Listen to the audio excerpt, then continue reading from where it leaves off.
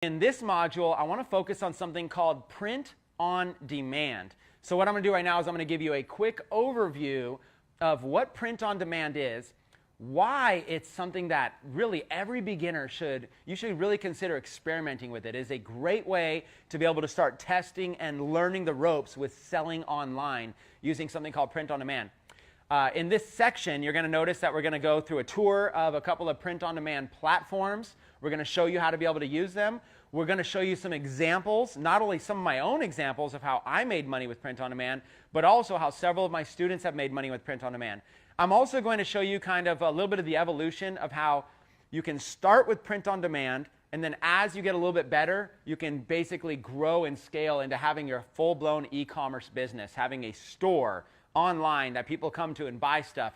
Anywhere in the world, you literally can make money even while you're sleeping, or make money even while you're just traveling with friends. That's one of the beauties of internet marketing. So let's start with a high-level overview of what is print on demand. Okay, so first things first, print on demand is everywhere.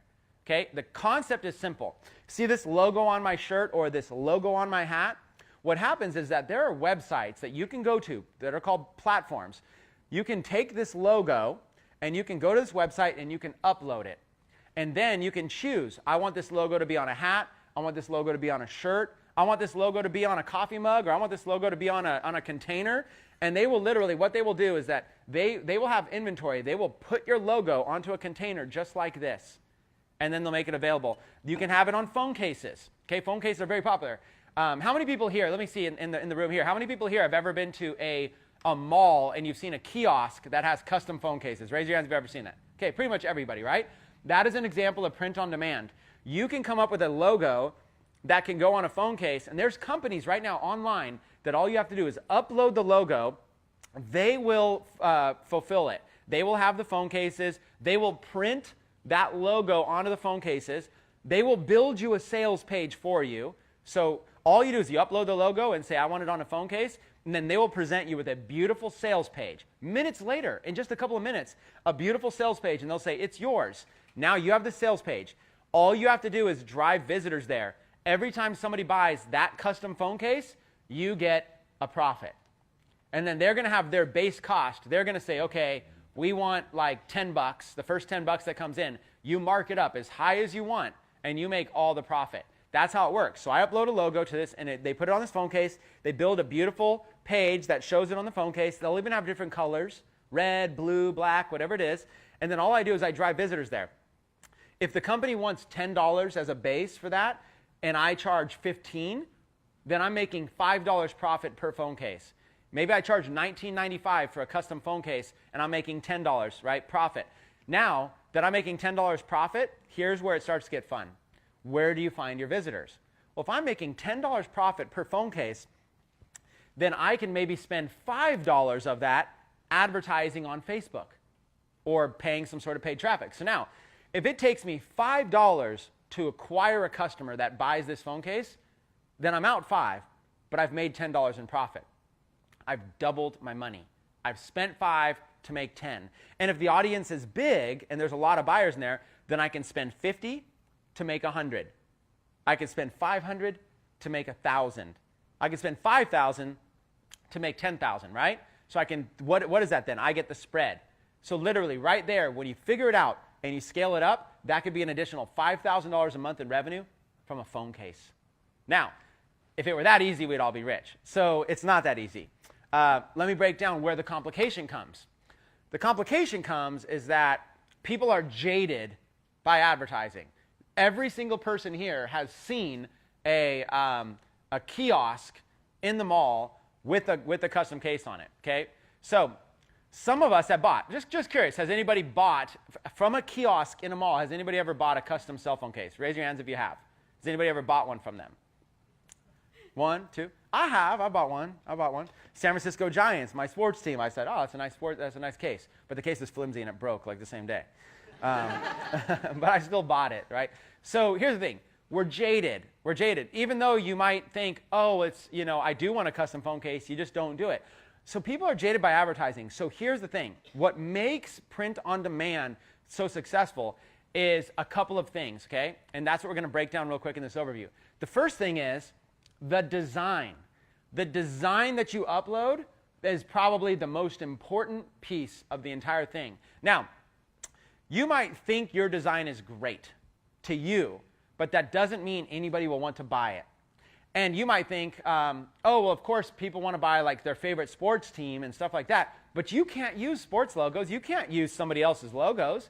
You can't use somebody else's trademark stuff. So it's all about creativity. When you look at this print-on-demand thing and you start to realize that you can be creative, you can unlock this whole world of ideas, and it starts to get very exciting. And in a minute, we're going to dive into it. But it's all about creativity. So here's what I do. I come up with a design that is specific to an audience of people that I can easily reach on Facebook. Okay? Come up with a design that is specific to them. I do not come up with a design for me. I do not come up with a design and say, oh, I would like that. I would buy that. To me, that doesn't matter. Doesn't matter what I want. I go, is there a good audience on Facebook that is passionate about this thing that I can market to? So I'm going to give you some examples. Let's take a topic that people are passionate about. So first things first, so creativity, think, what are people passionate about? What are some things? What are some hobbies? What are some activities? What are some organizations? Think anything people are passionate about. I'm going to give you an example. So my grandpa growing up, when I would go visit my family in Oklahoma, my grandpa was a hunter. He liked hunting. He had this entire wall at his house that had his different guns that he had for hunting. And I was a California kid, so I knew nothing about hunting, really. I knew nothing about guns, but he was proud of that. He also had dogs that were hunting dogs. He actually had 3 dogs that were hunting dogs. He was part of a hunting club that would actually go out and do quail hunting and stuff like that. So part of his life revolved around this hunting community, to the point where he was so passionate about it, for days on end, he would go on hunting trips with all of his buddies in different states. Even while he had a family, he would take time off and go do that. He was so passionate about it. He would spend thousands and thousands of dollars on equipment related to hunting, gear, hunting tools, hunting guns, raising dogs. I mean, a large amount of money was spent on it. A large amount of time was spent on it. That's just an example. Me, I knew nothing about hunting. I just knew nothing. I had no desire at all to ever hunt. I've never been hunting. But I recognized there was a passion there. Okay? Another example. My cousin, when we would go visit, he loved fishing. He just loved fishing. Now, I was not a fisherman either. So for me, I lacked the patience required to be a good fisherman, right? He would just go out there and say, man, isn't this just awesome? And I'm sitting there going, we're just sitting here. It's just quiet. And he's like, shh, be quiet. You don't want to. It's like, what? We can't even talk? But he loved it. He just loved casting the line. He could do fly fishing, all this kind of stuff, right? So the thing is that there was so much passion when he spoke about fishing. Like when he thought about if he has a free day, a free Sunday, what did he want to do? Fishing. It's the thing that dominated him, right? So I started to realize people were passionate. This is how you're going to be successful with things like print on demand. And as you go through the evolution, this will work with e-commerce too. So dive in and be creative. Don't worry about you so much. Think, what are other people passionate about? When you're in your conversations and day-to-day life from now on, start thinking, what are people passionate about? What gets people excited? What are people talking about? Even their careers. People are very passionate about their careers. If somebody is a nurse, let's say, that means that they at one point decided, I'm going to be a nurse, and they probably invested hundreds of hours, if not thousands of hours, into a direction of education and learning everything to want to be a nurse. And then they went and got a job as a nurse, and then they probably hang out with other nurses that talk about things related to nursing, and it's ingrained as part of their life. Their career can be part of their life to the point where it's all they think about. Now, these are just examples, but these are things that people are excited about. So if you have this passionate audience over here of people interested in fishing, or people interested in hunting, or people that are nurses, or whatever it might be, all you have to do is come up with a design on a t-shirt or a hat or a coffee mug or a cell phone case that speaks to them. When they see it, they go, I've got to have that. That is awesome. I've got to have that. And in a minute, I'm going to show you several of these designs. Now, when I started looking at my own hobbies, I thought if I could find something I'm passionate about that other people are passionate about, that's a win-win, because it's something I know. I don't know about hunting. I don't know what And I'll show you, even if you don't know about it, I'll show you how to still make money from it. I've made money about things I know nothing about. You guys are going to think I'm crazy, but I've made tens of thousands of dollars on these designs. I don't even know anything about that niche. But I said, what about some things I know about? Okay, I know about golf. I like golfing. And I remember I couldn't golf for the life of me. And I went to my friend's baby shower, and the guys all went out golfing. And I was so horrible that we all bought a pack of 12 balls. And by the fourth hole, I'd lost all my balls. Okay? And then I started drinking. And then I thought, hey, golfing's not that bad. You know, you can just drink and drive a golf cart. Like, I get why people golf now. And I didn't have any balls left because, and I definitely dinged like 4 or 5 houses because I didn't just lose balls. I hit them with like such a big uppercut that it would just like fly into somebody's house, okay? So I sucked. But something about that experience made me want to learn how because I was frustrated that I didn't know how to golf. So then what happened is the passion kicked in. I started going to the driving range. I started going on YouTube and watching videos. Sure enough, I buckled down and bought some equipment. And I even bought those little like golf aids and stuff like that to help you. And then I went and bought, oh, I got if I'll putt better, if I have a more expensive putter. And I went and bought a $100 putter, you know, and I'm just getting started this thing. So then I'm just buying this equipment, doing all of this. And suddenly I got the golf bug. The passion kicked in. Now, every day I was thinking about golf. I mean, it's almost like I didn't have golf in my life, and then golf was in my life, and golf was like saturating my mind with my thoughts. The passion was extreme. At that point, anybody could have sold me anything related to golf if I believed it would have helped trim some points off my score. Like anything. If somebody knew where I was at, they go, you know, Chris, you are on the verge of being able to break 90 and be able to shoot in the 80s. And if you just had this, if you just had a few key tips, you could easily get there. You know, and here they are for sale. I would have bought them in a heartbeat because it's frustrating going out there and hitting balls out of bounds, and it feels great when you get a birdie. It will bring you back out to the golf course again. It'll make you want to be there. That's when I started realizing, wow, there's things people are passionate about. Take bowling. You know, you go to a bowling alley, and you go try to bowl, and they go, oh, no, it's league bowling. There's all these people, all the lanes are taken. And you see these people that have their own gloves, they have their own balls, they're wiping their balls just perfectly, they've got their uniforms there. There's a passion there, and they're there in the afternoon that feeling of that crisp strike when the ball hits the pins just right and they explode, and you finally learn how to curve the ball, and you finally learn how to do all of this. That's the key. The key is like literally being able to figure out how to be able to capitalize on that passion, how to be able to realize there's people out there that have things they're passionate about. So we started off with print on demand, and I quickly took it to passion. Why did I do that? Because that's really the art here. The print on demand is the technical term, but you know what it really is? You're cashing in on their passions. Cash in on their passion. So in a minute, I'm going to actually show you several examples of this in several different niches. I'm giving you examples. Before I do, let's bring a full idea to this.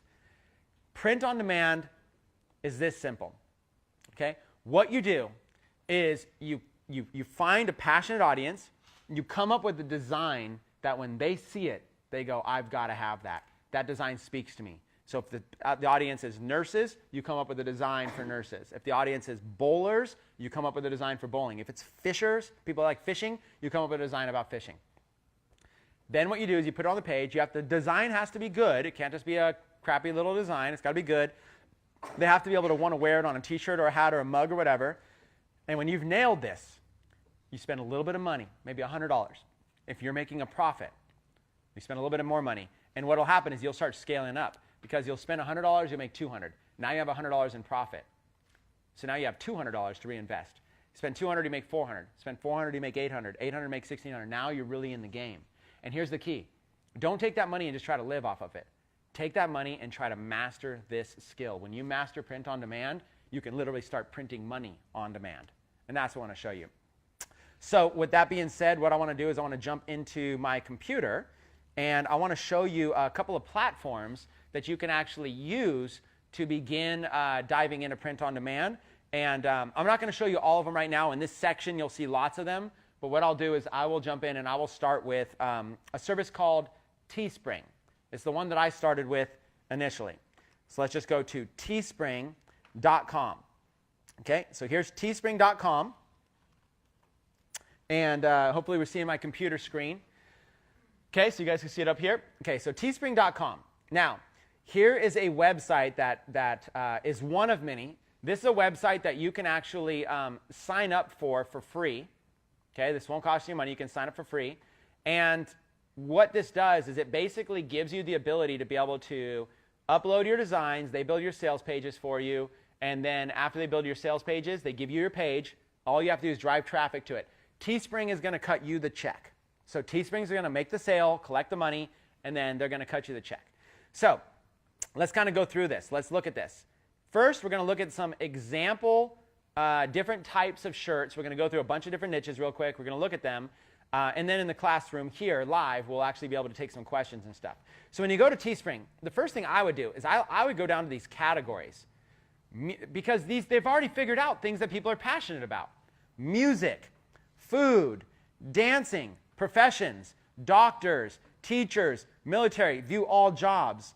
And then as you keep going, look, hobbies, sports, pets. Would you guys agree that somebody who owns a dog is passionate about dogs? Right? That is an example of a niche that people are passionate about, and if you can make sure. So what you do is you go in each one of these sections. You notice here on the bottom, browse popular categories. There's all kinds of stuff here, right? So let's just go randomly into one of these sections. Let's go to view all jobs. And then you can go in here and you can actually go through on your own and you can go through here, okay? But view all jobs. You'll notice here there's these job categories, okay?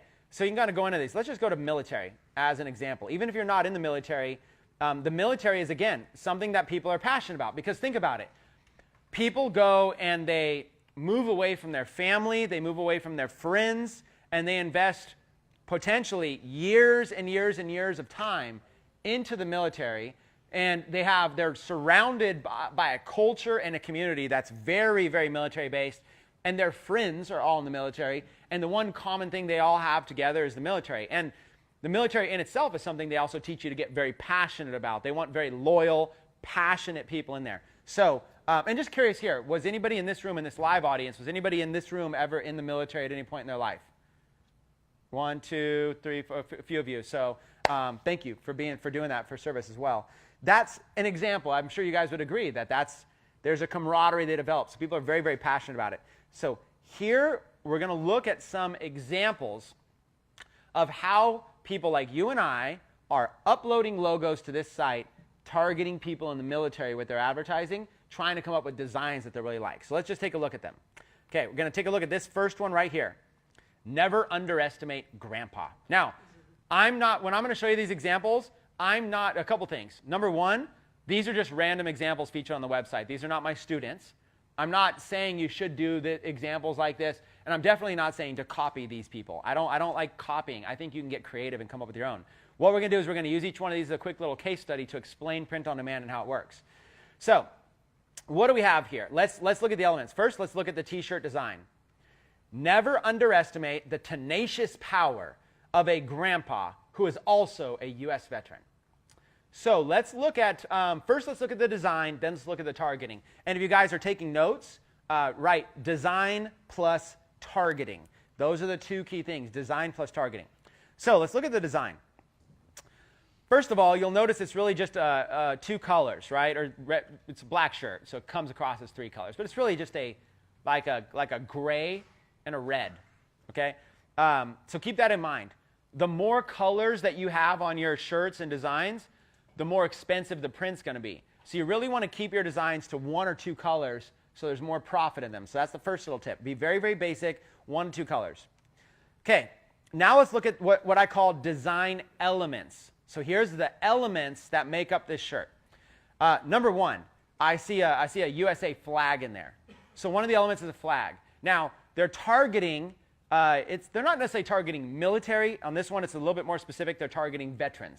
People who had served in the military throughout. They are U.S. veterans.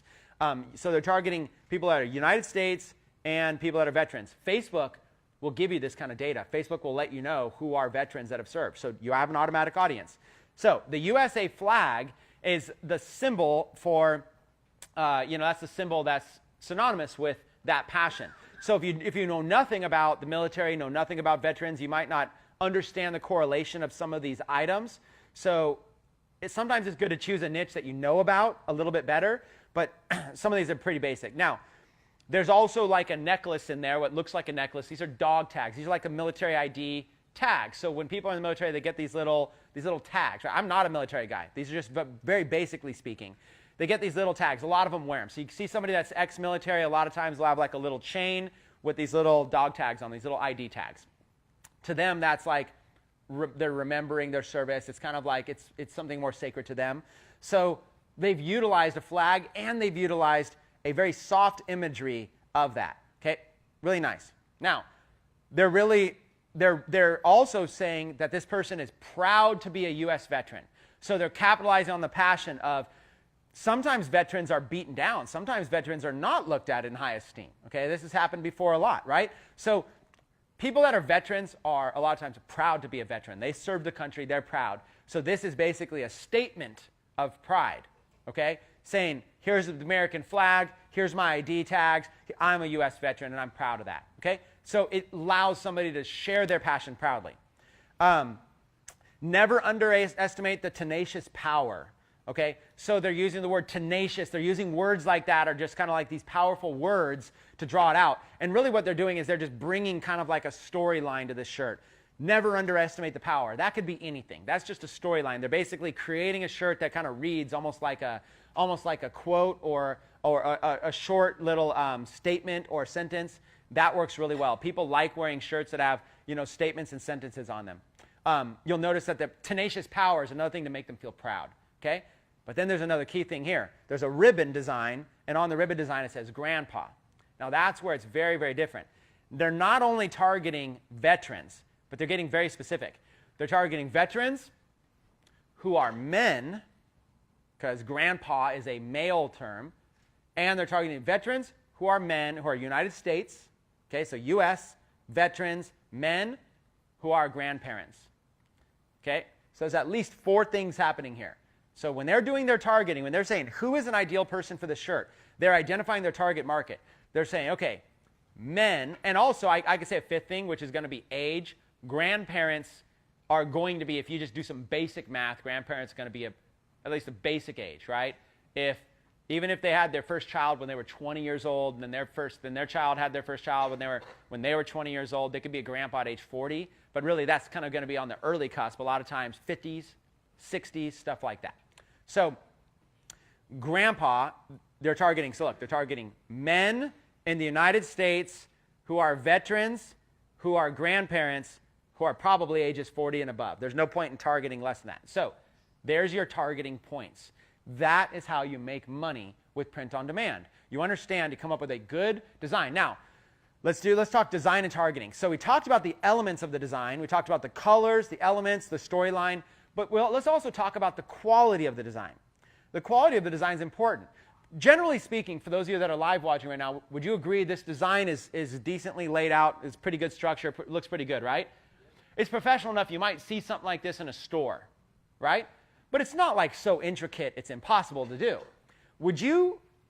How crazy would it sound if I told you that I have a guy that personally designs stuff like this for me for $5 a design? $5 a design.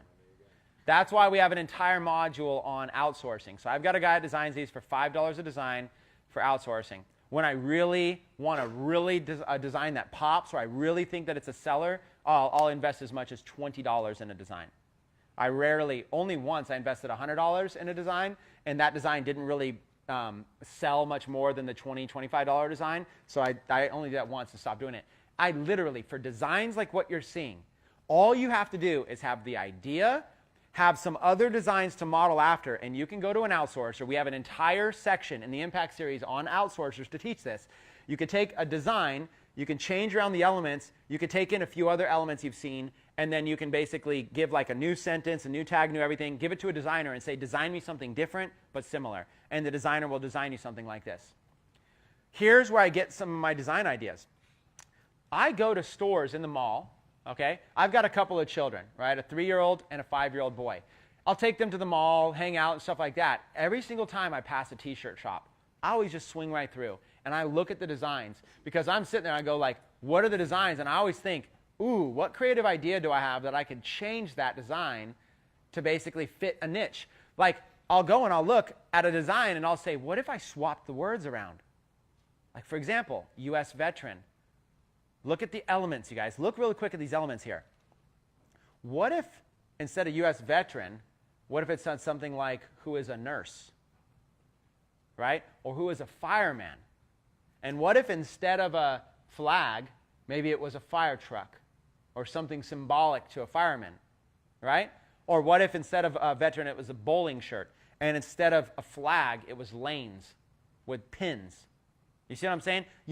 When you look at a shirt, don't look at it as a design.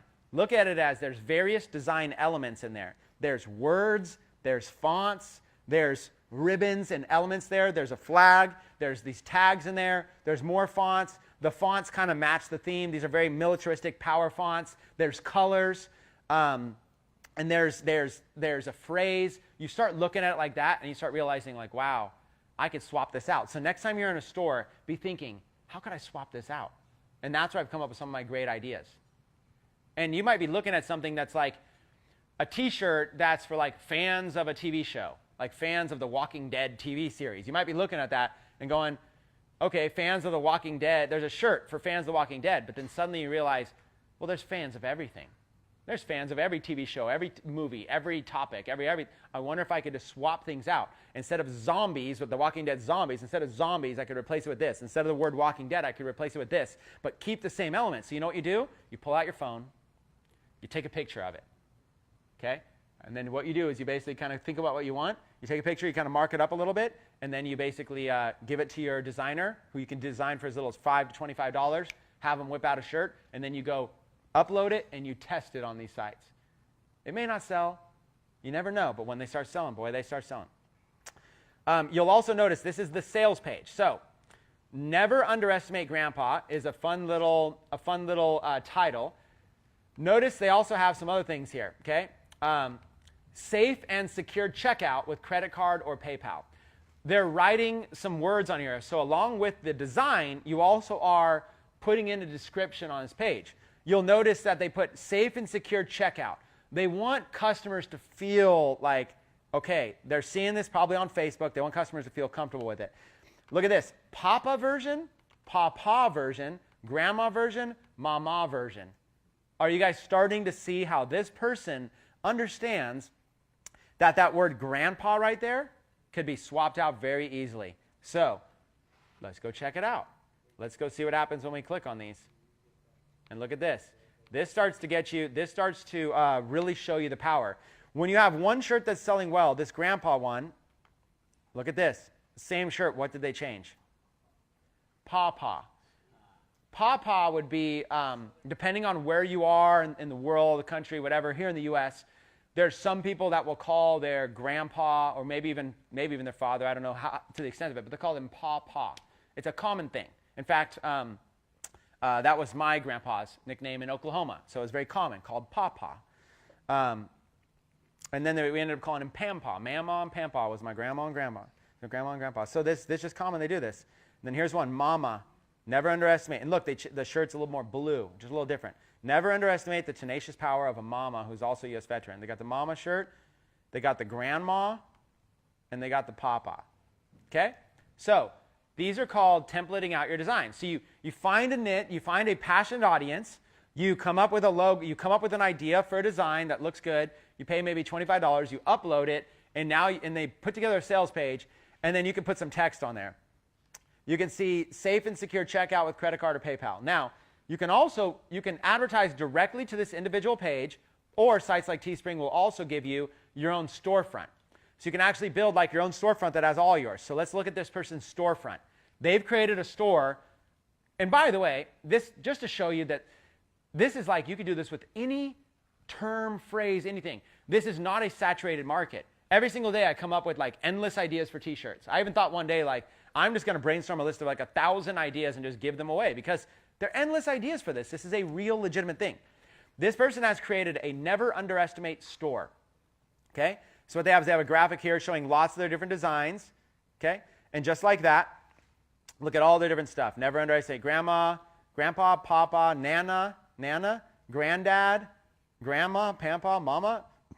And look at this. They got their little store. It's all the same design, just swapped out. So you can do this.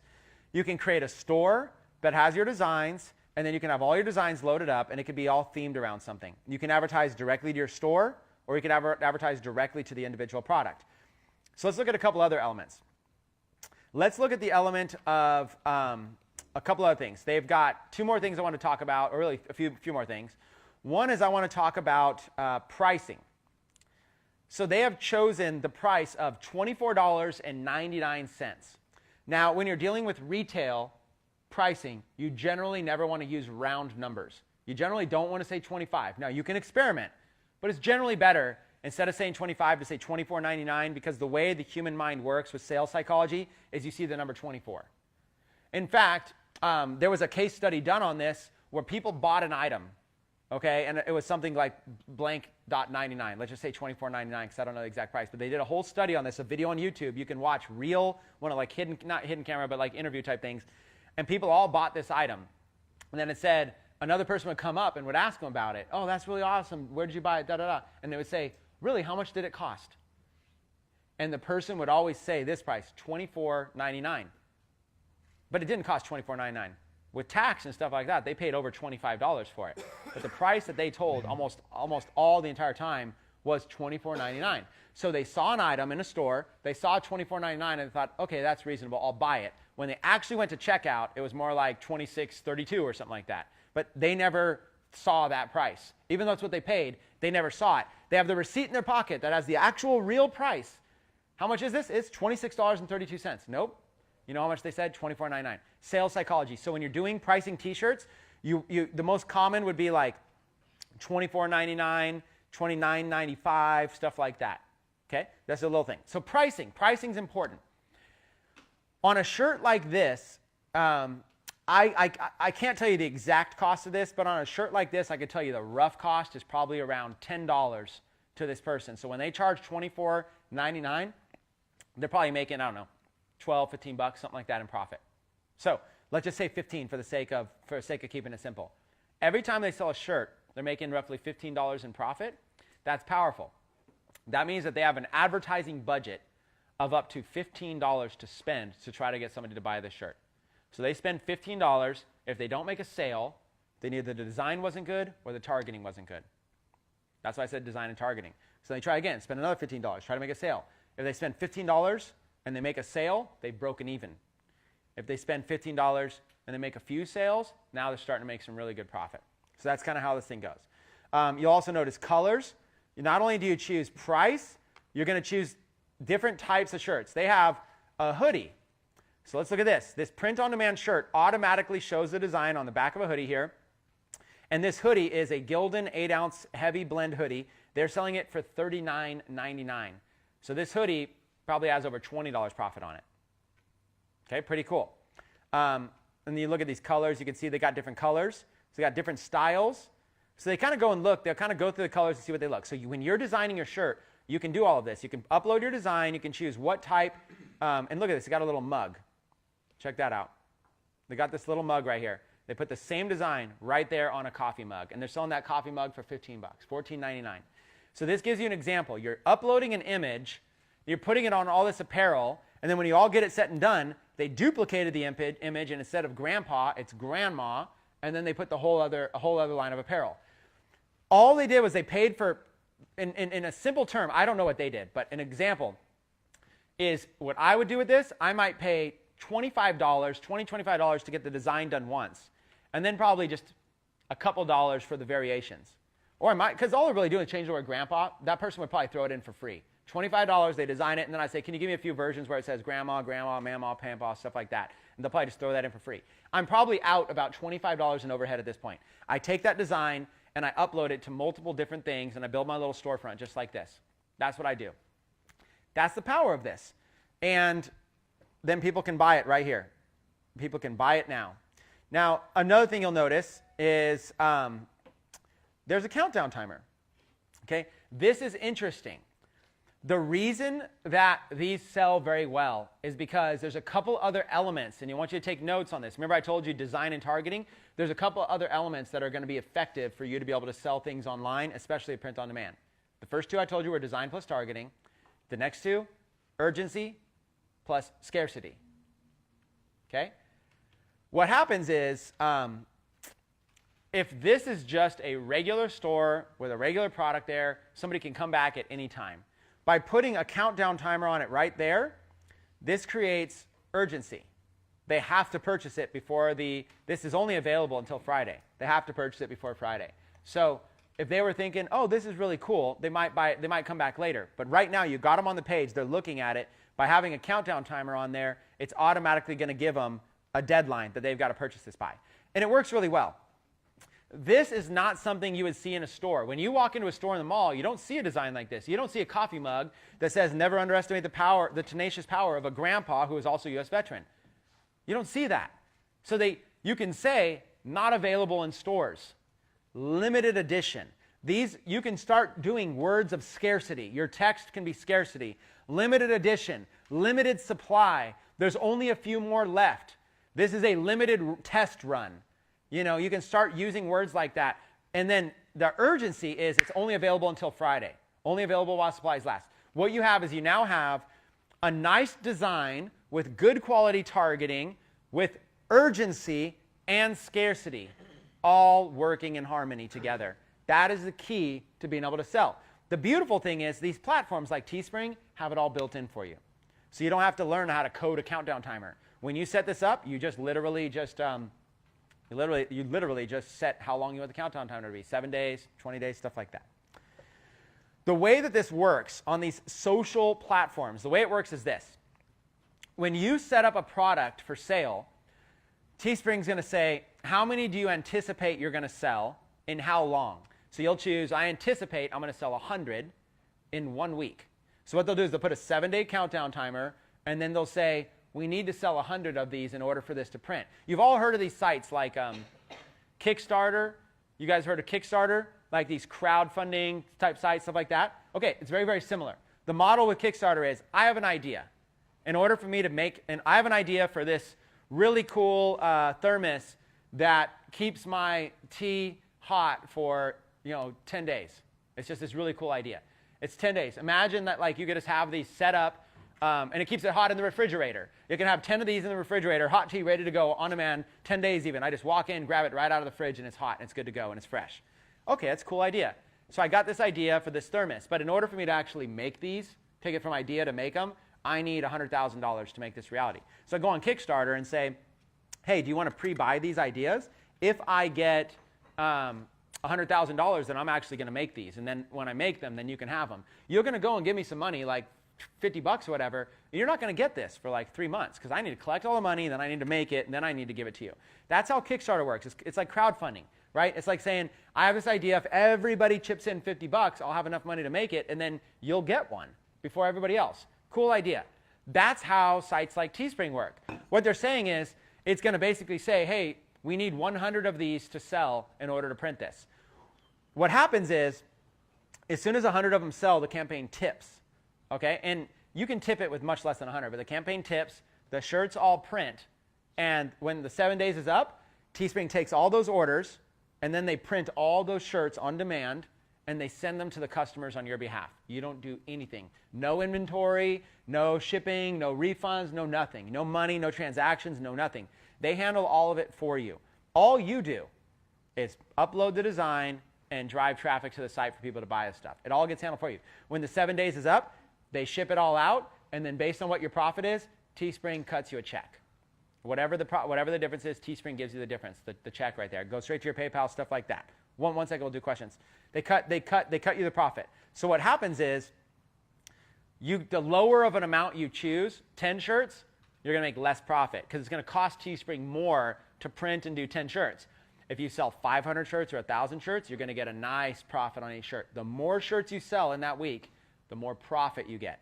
Now, why wouldn't you just stretch it out even 3 weeks then to make more profit? Because you might not want to wait for the campaign to end 3 weeks to get paid a week later. That could be a month before you get paid. You're going to want to choose a date that's soon, so you get paid soon, but gives you a long enough time frame to sell a bunch of shirts. So the goal is, usually, to set about a 1 week to 2 week timer and to try to sell in the hundreds of shirts on that campaign. That's the sweet spot to make money. And I'll show you. We'll set up an actual campaign right now, and I'll show you. But I want to take questions. I saw a couple questions here live. Let's take the first question. Okay, would you recommend maybe starting small and doing a test to see if it sells and then scale up? So what would be the smallest order you'd want to do? Okay, so the question is, would I recommend starting small before scaling up, and what amount would be the smallest order? So first of all, yes. Always start small.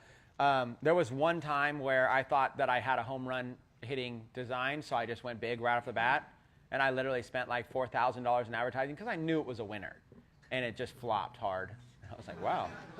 Well, I guess, you never know. You never know. Always test and scale. What amount would I start with for testing? Well, we're all in a different financial place and different experience.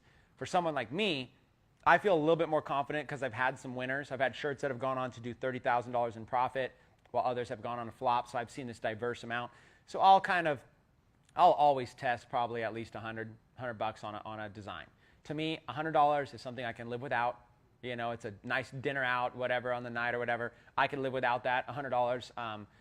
If I can't sell a single shirt off $100, that doesn't mean it won't work. It just means something's wrong, and I got to figure out what's wrong.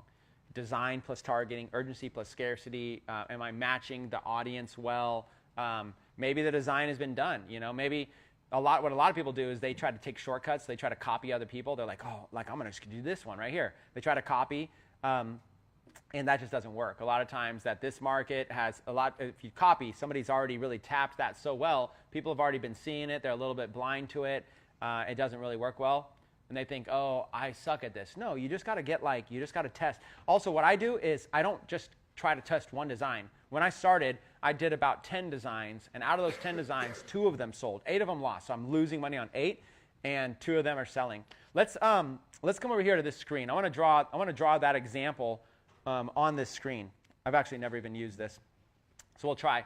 What I want to do is I want to kind of show you what it looked like for me when I first started selling with these different campaigns. So let's just say that there's 10 campaigns. 1, 2, 3, 4, 5, 6, 7, 8, 9, 10. So I've got 10 campaigns. Okay, and of these 10 campaigns, and each dash represents a campaign. What would happen is only 2 of them were profitable, and I could make those green, if I wanted. I just didn't even think about that. But then all of these were losing money. Okay, and this is important to understand. Okay, so I've got, of these 10, 8 of them are losing money, literally just bleeding money, and 2 of them are making money. But this is where it really gets interesting on a very basic level. If something is losing money, do you continue running it? No. If something is gaining money, do you continue running it? That's the factor that people need to understand when it comes to paid advertising. So even though these are bleeding, what I do is I just stop the bleeding. Okay? I put a barrier there. I go into my ads account and press pause. Okay? But I don't pause those 2 that are growing. So what happens is these just keep growing, kind of to potentially infinite levels. Obviously, there's a point where you kind of reach your audience. You kind of saturate the potential of that shirt, and you got to move on to a new design or something new. But they keep growing. So let's say that I did that. Let's just say in a simple stand, let's just say take $100 per shirt design as a number that we're going to use here. So these are 8 that I spent $100 on, and you could spend a lot less than that. Okay, which means that I am at a negative $800. Okay, I'm at minus $800. I basically spent $100 on each one of these, and I wouldn't have, if I was doing 10 shirts, I'd probably spend I wouldn't just be like, I'm going to put $1,000 randomly into it. I'd probably spend a little bit less on each one, maybe $20 per one. But what I did here is I'm down $800. I've lost $800. I'm out. And these 2 on $100 each. So I spent 100. Let's say right here. Let's say that symbolizes that I've made 200. So I'm plus 200 right there. So I'm minus 800, and I'm plus 200. So I've spent $1,000. I made 200, so now I'm up to 1,200, but I've lost 800. So now I'm down to 400. So I'm actually I spent 1,000, but now I'm only left with 400 left. Or sorry, 400. is all that that's out of the 1,000. It's just 400 is all that I have left. I spent 1,000, made 1,200 minus 800, and it's like I'm just losing money. My 1,000 just turned into 400. Sucks. I'm losing money. So what I've got to do is I got to say, okay, pause this and scale this. So now maybe this like after a few more days, this is actually up to like 1,000 more. Now I'm back up. Let's just say I'm back to even. I broke even. And then over here, now I'm at 2,000. And over here, now I'm at 5,000. And that's kind of like, for lack of a better illustration, that's kind of how it works, is that I use a shotgun approach instead of a rifle approach where I'm just going, this design has to be the winner, and then it doesn't win. I use a shotgun approach, right? The shotgun approach where the bullet kind of fragments into 10 different designs. I got 10 different ideas. Let's throw a little bit of money on them, see what works. Turns out 8 of them weren't working. I don't really even care because I got 2 that were. So I'll come back to these later. I don't even care right now to figure it out.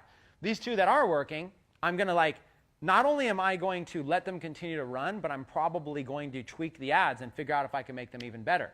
So what happens is this number starts rapidly growing.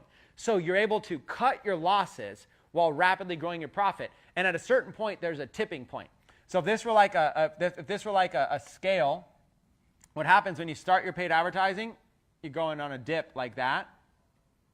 And then this is your break-even point right there.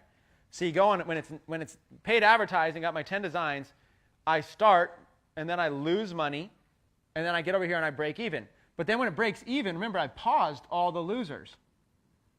So look at that. See this? And this little dip, this little valley, is what is frustrating, it's irritating, it's real money out of your own pocket, so that sucks. And maybe there's a situation where all 10 of them didn't work, in which case you never see that trajectory. But when you get the trajectory, that trajectory is more than all these losses combined. And now you're in the profit. And once you get a taste for that, it's kind of like the golf bug, or it's kind of like the fishing bug. Now you got the profit bug. Because now you're like, wait a minute, so I could just come up with a creative idea, place some Facebook ads, and I could literally print $5,000 in profit this week. And then you become that guy that contacted me. One of my students contacted me and literally said, hey, man, I'm selling like $1 million a month. It's crazy. It's insane. But he didn't start that way. He started losing money like everybody else did. Frustrated, pulling out his hair, going, why is it so easy for such and such, and I can't figure it out? That's print on demand. When you figure out print on demand, you spend a little bit of money. So, I mean, if there's 10 campaigns, maybe $20 a piece, a couple $100 just to test it out, I want to invest enough money. Like if a shirt's selling for 20 and I've only put in 20, I might not even have good data. I want to usually invest more money into a shirt or a design than it's selling for. So if something's selling for $20, I'm going to try to put in more than $20 to make sure I got enough money to get a real test, real data.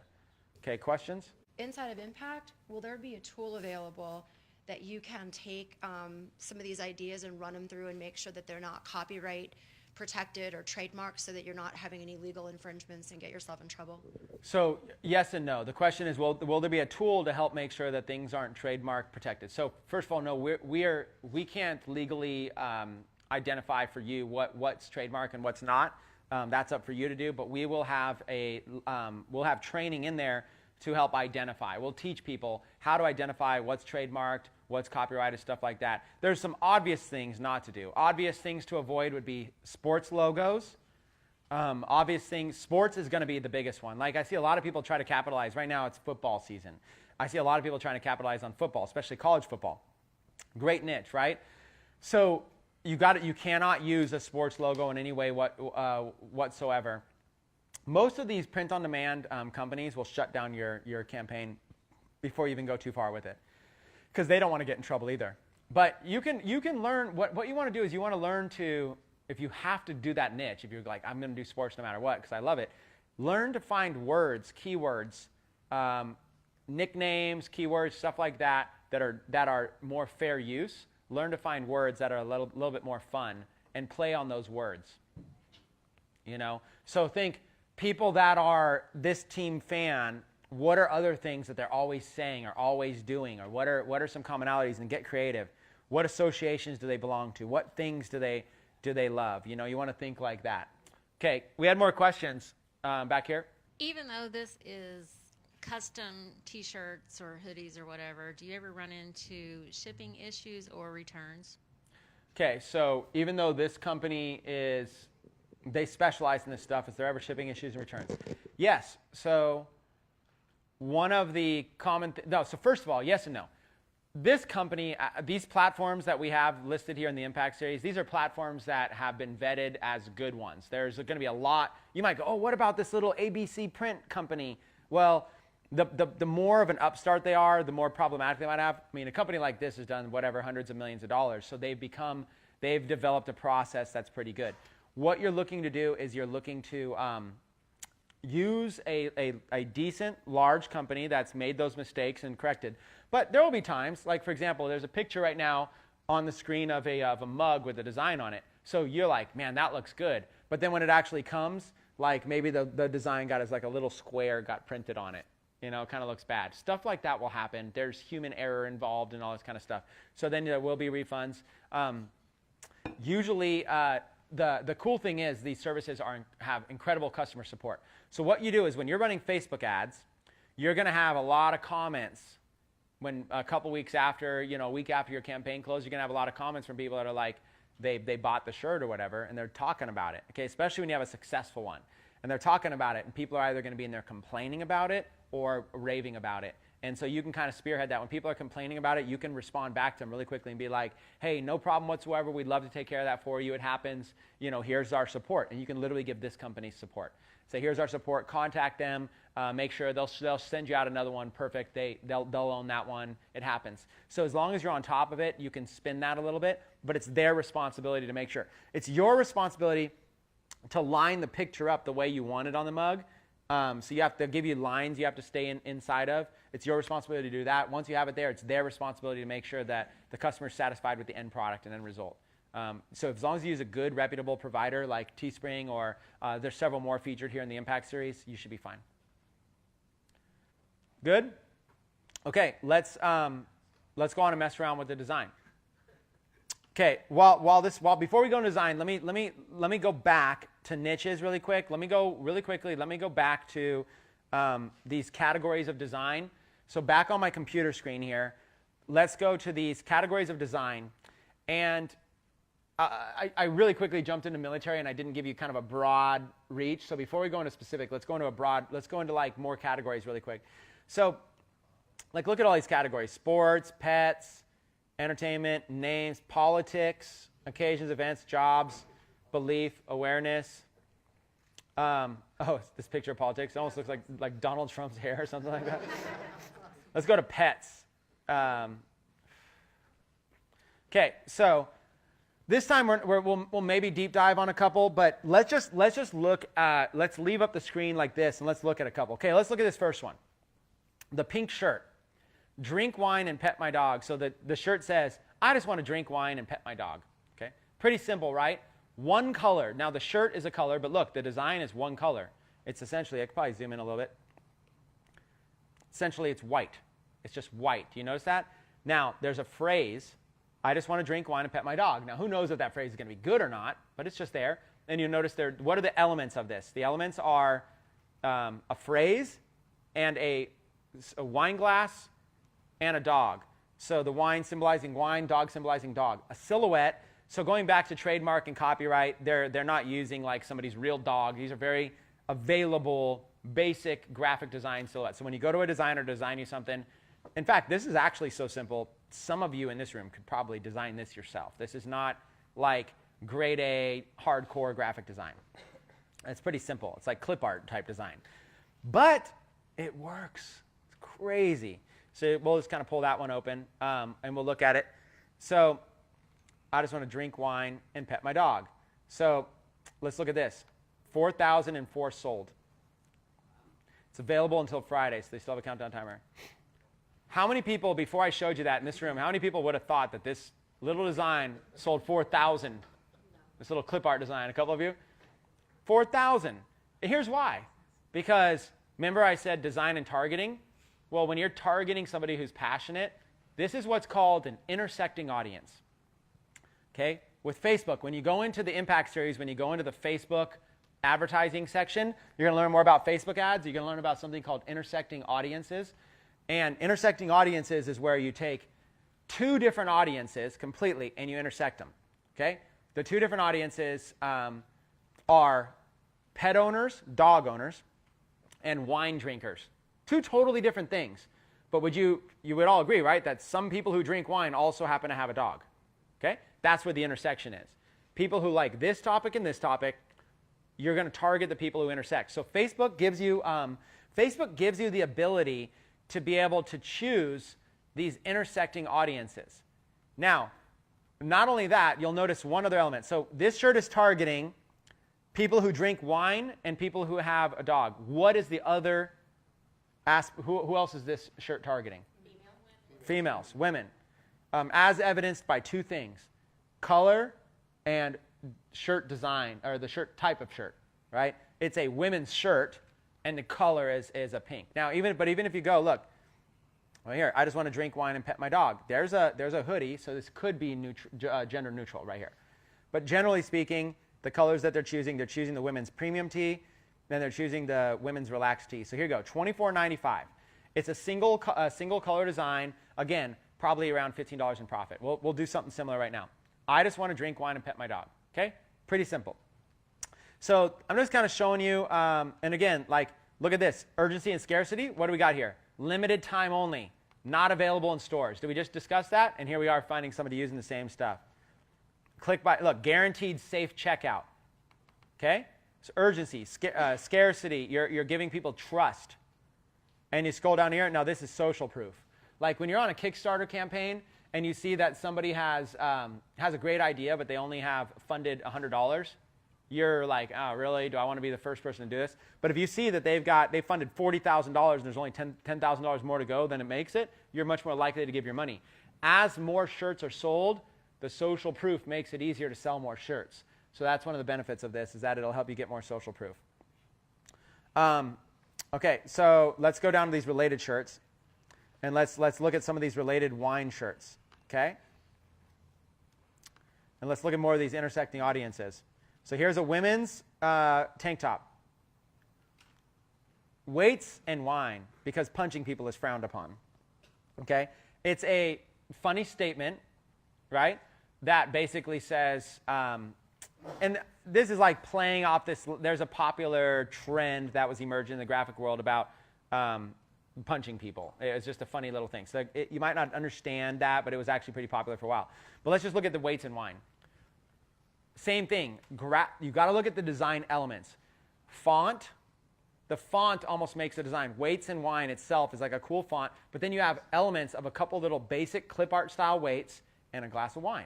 Okay, and now you got the two colors. You got the white and you got the burgundy for the color of the wine. So this is targeting women, again, who are into fitness and working out and who are into drinking wine. Intersecting audience. These intersecting audiences are powerful because if you were a woman who was interested in working out and drinking wine, those are two of your passions, and you saw this in the Facebook newsfeed, you would feel like it's speaking to you. This is not available in stores. You can't go to a store and find this. So you'd feel like, wow, Facebook knows that I like this, and that's what's going to cause that urgency for people to buy. Okay, how about this one? Just another wine drinker with a camping problem. Okay, this is called a template t-shirt. There's, again, elements. There's a tent, some trees. It looks like, I can't tell what the other ones is, maybe a little fire, something like that down there, just some little designs. But the part that is a template is the word wine drinker and the word camping. Those are the template parts. Those could be swapped, interchanged, all you want with any different niches, any type of intersecting audiences. Just another blank with a blank problem. So whenever you see shirt designs, always think of the word blank. Put the word blank in there. When you're at the mall, look at whatever the design is and think, kind of put the word blank in there. When you're on Pinterest and you're looking at cool little picture quotes, same thing. Kind of put a blank in there. If you ever find a blank, it becomes a template design. Template designs are money makers, because if you test one design and it sells well, and you know it sells well, then you can experiment. You don't even have to come up with more designs. You can just swap out words and you can experiment with 20, 30 different niches. It works really well. You'll notice they have a much bigger description here. They're using a lot. Beer and camping. So let's look at a couple of their other shirts really quick. Beer and camping and whiskey and camping.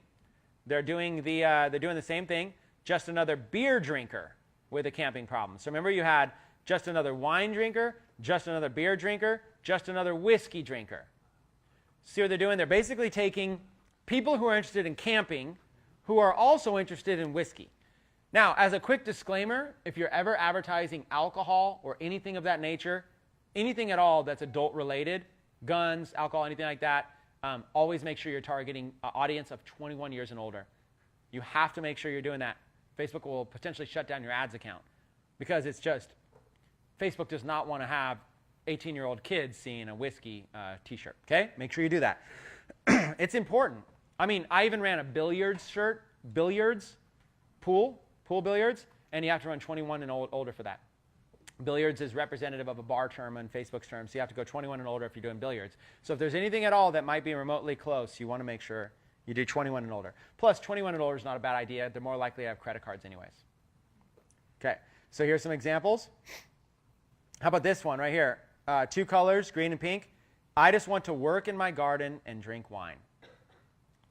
This is targeting women who have an interest in gardening, who also have an intersecting interest in wine. Facebook will provide you this data. Imagine the world of possibilities. Imagine the world of possibilities of intersecting audiences. Not only can you intersect 2 interests, such as gardening and wine, but you can also layer on there other interests, such as grandma, a grandma who likes gardening and likes wine, or women who like gardening and like wine, or whatever it is. This is one of the keys to doing this. So let's go and let's shut out some of these shirts really quick. Let's go back to the main category. And let's go back to shop. Let's look at a couple other really quick. So we went to the pets category. I kind of dove around a little bit. But let's kind of look back. Let's see. This doesn't mean these shirts are selling well. You just get ideas. I love pugs. Okay, so an example there is not just targeting dog lovers, but targeting a specific breed of dogs. Okay, think about a dog. Think about a pit bull. The kind of person that owns a pit bull. When you take your pit bull out in public, there's going to be a lot of people who probably are anti-pit bull or think it's a dangerous dog, don't understand, but you own the pit bull. So you're thinking, I love my pit bull. My pit bull's nice. I don't get why people give me such a hard time. So you have to become super passionate. In order to be a pit bull dog owner, you have to become more passionate than a pug dog owner. Because to own a pit bull means you have to have some thick skin to be able to deal with people that are not going to be happy with you owning a pit bull. So by nature, you're even more defensive over your dog. So you're more proud of the fact you're a pit bull owner. So think about that. People, when you relate to them as a pet owner, you also relate to them. That's why you're seeing, I love my pugs, or circle of trust. My boxer, you'll see like right here, my boxer is inside the circle, and then you are outside the circle. So here's an example of a template shirt, okay? The circle of trust. I first heard about this from, I think it was Robert De Niro in some movie. I'm sure maybe it existed before then. Meet the Parents or something.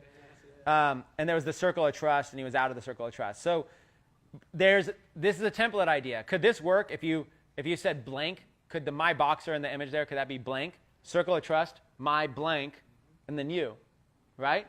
This could work with any pet. My pug, my pit bull, my boxer, my cat, right? You see what I'm saying? My anything. You could start to come up with ideas like this. And then what happens is people see it and it's funny. So you have a shirt with a decent design, people see it and it's funny, but where it really speaks to them is my boxer. I own a boxer. This is funny, but it's also meaningful.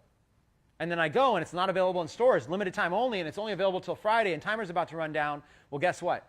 At that point, I've created design plus targeting plus urgency plus scarcity, all wrapped up, plus a little bit of trust because Teespring, the site, secure checkout, all this kind of stuff. And suddenly, that's the formula for a winning t-shirt campaign. So these are just examples. I mean, you can keep going. All these categories, what I want you to do is do some research yourself and just kind of keep researching, keep looking for different stuff. I mean, let's go maybe fish.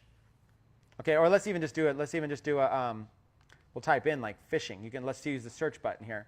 Okay. So let's look at a couple of these shirts really quick. Fishing. Okay. How about this shirt here? I had to call in sick. My arm is in a cast. Okay. So if you are into fishing, it's a very simple design, one color silhouette of a person fly fishing. You could target fishing. You could probably even target fly fishing. With a shirt like this, that's how you do it. You go through, and that's exactly how you do it. You just do that targeting. Okay. So you just kind of go through, and you kind of find these cool ideas, and you don't copy them. You just kind of like. Fishing saved me from being a porn star. Now I'm just a hooker. I'm a fisherman's girl, and I am the catch of his life. This is targeting what I would do. There's a couple things you could do here, even reverse targeting. I could target, I could actually target the guy and say, buy this for your girlfriend. Something like that. Get the mic in the back. We're going to have a question here. Okay, I fish so I don't choke people. And that's that same line with the punch people that we were talking about earlier. I fish so I don't punch people, so I don't choke people. It's kind of saying like, just let me be in peace and do the thing I love. People annoy me. So there's all kinds like. So what are you seeing a lot of here? We're seeing a lot of phrases, and I'll show you a gold mine to be able to look up phrases. But we're seeing a lot of phrases that are like picture quote type phrases that are being turned into designs. And how about this last one, and then we'll take a question. There aren't many things I love more than fishing, but one of them is being a papa. Okay, see that? Now that's targeting men who fish who are fathers on Facebook. And it's that simple. It's just a decent design, just like we talked about before. There aren't many things I love more than fishing, but one of them is being papa. Okay? Pretty cool. And you can also target daughters and sons and say, buy this shirt for your father. Okay, let's take before we dive in, let's take a question in the back of the room here. So my question is, will these companies, or is there a company that would work with you and allow the respondents to customize their own feedback? Like, for example, circle of trust. I could see my mom in there, and you're outside the circle of trust. And people could become engaged in having a creative role also. But that sounds like another level of customer service. Okay, so the question is there a way to further engage with your audience rather than on these platforms? So the answer is no, not on these platforms. These platforms are strictly built for converting sales. That's all they're intended. Get the visitor on, and as fast as possible, get them to buy. What happens is when you're running advertisements to these, when you're making posts on Facebook, all of the engagements will happen on your fan page. So part of this process is going through the Facebook advertising, learning how to create a fan page about fishing. You'll create a fan page about fishing. You'll create a post or two marketing this shirt, and then there will be potentially thousands of comments that are there. People go crazy in the comments. You don't have to respond to all of them, but people just love, when you deal with a passionate subject, people love this. What they start doing is they start tagging people that should buy this. So what happens is this thing takes off virally. They're like, oh my God, you have to see this. They'll tag, oh Bob, you have to see this. This shirt's made for you. And then Bob comes and checks it out, and that's free. So you pay advertising to reach people, and then they start tagging their friends and make it go viral. And then that's how you'll see like 4,000 shirts will sell. And you guys remember the math, right? 4,000 shirts times, let's say there was $10 profit. So you saw that shirt, so 4,000, and I think that shirt was $24.95. But if you just do 4,000, let's just say your profit after ad spend, so you'd say $5, up to $5 in ad spend. Let's say your profit after ad spend is $10 right there. That's $40,000 profit. And let's say that was this shirt here. Okay? So doesn't the $800 in losses seem silly at that point to get that one winner? So as you get more experienced, you start to realize that it's a little bit of like an up and down game where it's like, oh, I would have, at $40,000 profit, I would have gladly lost several thousand here, no problem. But when you're losing the money and you don't have the profitable shirt yet, it's the most frustrating thing in the world. So it's all about finding that one winner. But when you have a shirt that's selling 4,000 shirts, the comments are going to explode, which is good. You want the comments to explode because that's what creates virality. On Facebook, you're boosting the post to pay for some people to come see it. But when they start commenting, liking, tagging their friends, Facebook shows it in their friends' news feeds and notifies them. And then it starts exploding and growing from there. Do we have another question? Okay, so, and look, they're putting they threw in a top seller graphic. I don't even know if they're a top seller. They just threw in a top seller graphic, so who knows? I don't know if that's a Teespring thing or not. I really don't even know. That might even just be their own graphic they threw in. Top seller. It's a good idea though, huh? For authority. Yeah, it's like genius. I'm a top seller. Says who? My mom told me. You're the top, son. You're number one in my book, right? Okay, you never want to be misleading, but there's plenty of creative things you can do to establish authority. Okay, so you guys get it. This is in a category here, funny men's. I mean, you can go through here, and it would behoove you, if you ever are going to get in a print on demand, it would behoove you to do some research. Go to these sites and go and see all these sites. Now, part of it, you can just get a kick out of some of these, but then you can get ideas. The beard length measurement shirt. Who would have thought, you know? So you just kind of get ideas. Okay, so we're gonna stop there, and we're gonna go through the process real quick of a create and sell. Okay, so here's kind of what it looks like. When you go to a site like this, they're all very, very similar. How it works is you can either type in text to be on your shirt, or you can upload artwork. Now, as crazy as it seems, I've seen people sell with text, but please don't do it. It looks so tacky, you know? This looks tacky, okay? It just does. There's your shirt. Now, somebody might actually buy that one. But it would be hard to target that. Yeah, this looks tacky. But it would be hard to target that. So even if it was something funny, it would be better to pay $5 to an outsourcer to use some decent fonts so it just looks better. But yeah, I guess there is a market for this, but in my experience, there's a bigger market for those other shirts we looked at that have different kind of display to them. So let's talk about real quick. When you're uploading a graphic here, the graphic needs to have a transparent background. Okay, you can't just upload a block. Let's show some designs. I'll give you an example. Okay, so let's do fishing quote, and I'll show you an example of how bad it'll look. Let's go to Google Images. Okay, so remember I told you there's an endless source of ideas. Whatever your niche is, you can just type quote. And you can come in here, and you can even do funny quote, funny fishing quote, stuff like that. I got 99 problems, and fishing solves all of them. Okay? There's an example. You can start getting ideas. And does anybody see where a blank could be put into this quote? Where does the blank go? Yeah, I got 99 problems, and blank solves all of them. That is a template. Okay? So you kind of go, you just kind of do some stuff. So when you take a quote like this, you're like, oh, this looks really good or whatever. And when you save this image as, and then we're going to go back to this t-shirt designer, going to click art, and you're going to upload your own artwork. Okay, and we're going to go to desktop, and we're going to modify. There it is. Sending image. And this is, by the way, this is how, in case you weren't paying attention, this is how not to do it. Okay. That's how not to do it. Now, there might be a situation where the design is really good, and sometimes it's like I call it Hollywood-esque feel. Sometimes if the design is really good, it can look good as a square block on a shirt. It has been done. Like my business partner Jim has this amazing shirt that's literally like just a big square on the shirt. It looks good, especially with a sport coat over it. There's a time and place for that. Generally speaking, though, it's amateur hour to just have a big block on a shirt. It just looks like literally like somebody just printed it, themselves from home. So this is not what you would want to do. What you'd want to do is you'd want to take this quote or whatever, or take something similar to it, or maybe mix it up a little bit, and you'd want to create create a whole thing about it. So what I might do, instead of 99 problems, let's look at this: 99 problems, t-shirt, funny. And let's see.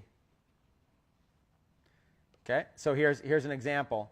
I got 99 problems, and they're all due tomorrow. I've got 99 problems, and 93 of them are completely made up scenarios in my head. So you start to look and see how people have designed. Now, what I would actually do is I'd actually come right here and do this, right to Teespring. It's not like you're the first person to come up with the idea. And so look at this. Right? I got 99 problems, and fly fishing solves all of them. I got 99 problems, and fishing solves all of them. So here's an example of how to take a quote, turn it into a shirt. So one of the first things I do is so you look at this and you go, okay, what have they done? They've essentially taken a popular quote or whatever. They put the first part and the bottom part, and they put the elements. So now you're looking back at elements. The elements is a fisherman fishing. And that's the thing, is that you can start to learn that blank, when you change the word blank, you also can change the element to be whatever it is. And bowling solves all of them. Okay? So you can start to look. And you can also search in here, 99 problems, bowling. Okay? See? 99 problems, and bowling ain't one. I got 99 problems, and bowling solves all of them. I got 99 problems, and beer solves all of them with bowling. That's a hybrid shirt. So you see, this is how people are thinking. Like, look at this. I got 99 problems, and beer solves all of them. Bowlers rock. So it's basically beer and bowling combination. People are just getting creative. Doesn't mean this sold well. This might have been one of the floppers. But you also notice two-sided. 2015 Rock the Pins Tour, 99. This might have even just been, they just probably did this for a tournament or for a group even. Okay? So you can also do two-sided like that as well. So you start to look and you start to get ideas, okay? So what you want is you really want a design that has kind of like a transparent background. So let's do a fishing quote. Let's see if there's like a one with a transparent background really quick that we can grab. So a transparent background means that it's not a block. That one might be. I'll probably have to look at something different besides fishing. I don't want to make it transparent really quick. Let me just see if I see one really quick. Okay, there's an example of transparent. So I'm on Google Images. If an image is white, okay, well, that's a white background. See how it's got a white background here? But notice as soon as I clicked on this one, it's got this checkered background. That illustrates that it's transparent. Okay, so that's transparent. See, this one has a white background on it, and that one has like a checkered. That means that in Google Images, that's transparent. So that's like an example. So even though it looks white, if I save this image, fish face, and we go to upload it, let's ditch this one. Let's trash that, and let's also ditch this. Let's trash that. Let's upload my own artwork. And the reason you want to upload something, your own artwork that is transparent, is because now it will work on multiple colors. So now look at this. You see how it doesn't have that white background? So see, it's going to work on all these colors. You can actually search no background images. Yeah, you can search no background. But essentially, you actually wouldn't just go to Google Images to your shirt. So you would tell your designer, you would just show your designer, like, I want to have no background on it. I want it to be transparent. And they'll make it. But you understand why. It's that design has to look good on multiple things. It has to look good on a mug, on a case, on everything. It's got to look good. Also, this is an example of a brand. So this goes back to like Ari's question earlier. Ari has his brand. This is the same thing. This is somebody's brand. It's going to be a lot harder to sell this brand because in order for people to buy this shirt, they have to like that brand. So when you're branding, when you're selling your own brand, people have to know you, like you, and trust you in order to want to wear your brand on their clothing. So it takes a lot of money in branding. But somebody will easily wear a shirt that just says, I got 99 problems, but fishing solves all of them. No branding needed. They'll buy that without even thinking. That's the difference. That's why it's a little bit easier. So let's just take this fish face one just as an example, just really quick. And let's look over here.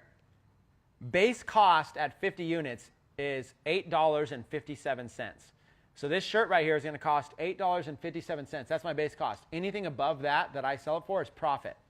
Okay? So what I want to do, and there's two things. I can sell this or I can buy this. Some people just want to make it themselves. So I can look, Hanes tagless tee, $8.57. So let's go ahead and let's sell this.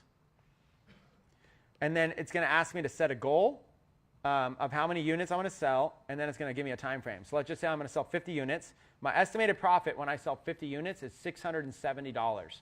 So when the 50 units sell, I'm estimated to do $670. But look, as you go up higher, you'll notice that the profit not only goes higher because you're selling more, but the margin gets a little bit better. So as you start to sell more, your margin gets a little bit better. Okay? So that's also based on this price here. Hanes tagless tee, I'm making 15. If I sell 427, I'm making $15 profit per sale. Remember we talked about 15? But if I sell 50, I'm making $13.42 per profit per sale. So you see, the more you sell, you start making more money. Now, in the beginning, it might not matter much. Now, if you just sell 5, only $8.24. So you see the difference?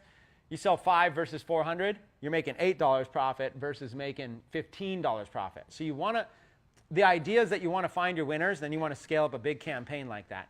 Now, that's on $21.99. What do we change to $24.99? Remember we saw those other shirts selling $24.99? And then let's say that we sell 400. $18 profit per sale. 18 bucks.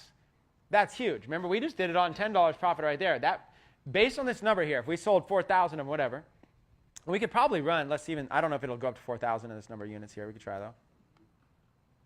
It just goes 1,000. $18.33. So basically, then it maxes you out.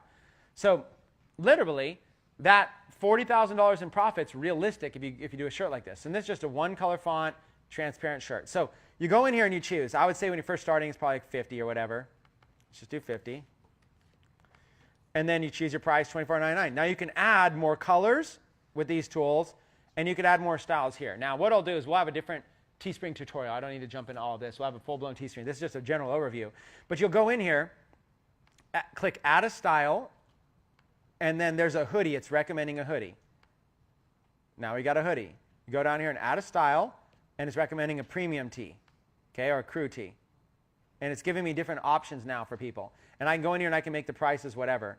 So it's showing $16 profit, $14 profit, $20 profit on that. And it's just giving me different, it's giving me suggested pricing. And I can go in here and do the colors too. I can say, okay, I want an orange one in each one of these. I want a red one there, orange there. And now it's giving me multiple colors. And it lets me preview them all as well. So I can click on this and click on this, and I can go through and I can basically arrange this and make it look just right how I want it.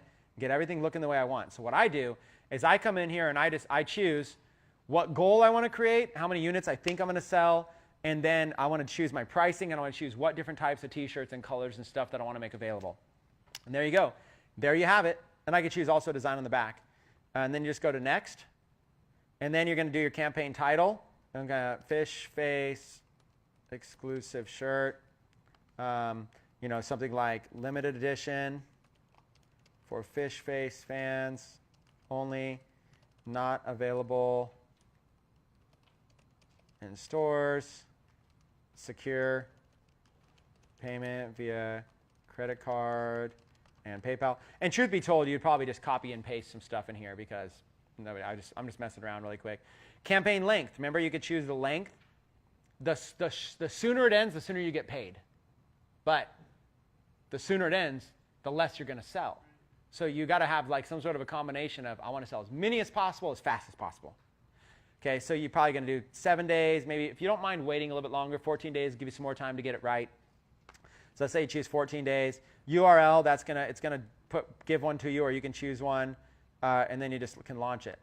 Okay, so and we're going to go. There's going to be a tutorial in this section that actually shows how to do this a little bit better.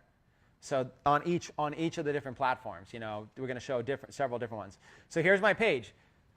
I've uploaded it. I've chosen prices and options. As you can see here, you can get a Hanes tagless tee. You can get a Gildan blended hoodie. You can get this American Apparel crew. And then depending on what you choose, you can also choose another color. So just like this, all these options exist. There's my fish face hoodie. And reserve it now. Only 3 more needed to print. So it needs at least a few to print. So that's going to get a couple orders going for you. And then you get, it says, don't worry, you won't be charged unless the minimum is reached. And you can choose a different minimum, stuff like that. But there's a few. And then people can go here and they can reserve it, which means that they're reserving it because if nobody else buys it, they don't get charged. So it's like a social kind of platform like that. But you have your page here. The other thing you have is you have the ability, this link here, you have the ability to link directly to this page, which would show the fish face orange front. Or you can go directly to the fish face orange white hoodie. Or so you can go to any one of these pages, and then you can have a direct link right up there. Now, as we get advanced in this a little bit more, you can actually learn, when you get a little bit more advanced, you can put tracking code on it. You can know exactly what ad sold what and all that's in there. But on a very basic level, what did we just do? We just literally threw up a logo on there. By the way, if you didn't get the idea, we just found that in Google Images, it's not my company, not my logo. And that wouldn't sell well anyways. You'd want to get a nice quote. But look at how simple that was. Set up a free account with Teespring, upload an image, choose what shirts you want, and then it builds you a page. And now, 14 days later, it calculates all my sales and it cuts me a check. That's pretty easy. Do I have to do paid advertising? No. I could just market it for free. Maybe I have some free advertising methods, maybe social media, maybe SEO, maybe something else. Maybe I build a fishing community for free and I just use search engine optimization. There's lots of ways to get traffic. But once you figure this out, it's game on. You can start printing money. So that's kind of an overview of I wanted to give you an overview of print on demand. Before we wrap up this section on print on demand and dive into the resources that are below, the resources you'll find in this section are going to be things like case studies of success, more case studies. You're going to hear from some students that are actually doing very, very well with this. You're going to get some resources. You're going to see there's lots of other platforms than just Teespring. You're going to see a lot of those, really a lot more information here on print on demand. I just wanted to make sure everybody understood it enough that they can move on with it. So before we wrap up print on demand, does anybody have any questions about print on demand? I was just curious, is there a certain type of format that sells better, like funny type stuff opposed to serious stuff? You said sports were really popular. Is there somewhat of a target? Or? Okay, good question. So basically, okay, hey, I'm interested in print on demand. Is there something that sells better than something else? Does sports sell better? Does dog owners, whatever, sell better? Really, the thing that sells better is that one creative idea that really nobody else has really tapped and spent money on. When you get that creative idea in your head, that's where it goes really well. I remember the first time I ever really got started in print on demand, I had some very fortunate success early out the gates. I did sports, and sports is very risky because you can't really use team names or anything, but there was a stadium that was closing down for a sports team, and I did one of those like commemorative, it just basically had a silhouette of a stadium and just had the years that the stadium was around, very simple. And I targeted fans, and it was a simple $20 design. And it kind of was like a farewell shirt, a commemorative farewell shirt. And that shirt, I mean, I didn't even know what I was doing at the time. I was very amateur at the time, still made over $30,000 in profit on it. But some shirts that I thought were like huge hits, like I was targeting fans of Breaking Bad TV show, fans of Entourage, fans of Walking Dead. I targeted country music, women in country music, stuff like that. Those shirts flopped. Knowing what I know now, though, it was obvious to see why they flopped. When you're a beginner, you just don't know. You're just like, throw mud on the wall and see what sticks. I find my experience has told me that, in my experience, that women tend to buy more than men. So I tend to target women more. I also I target niches where people are passionate in them. I always kind of ask myself, are they passionate?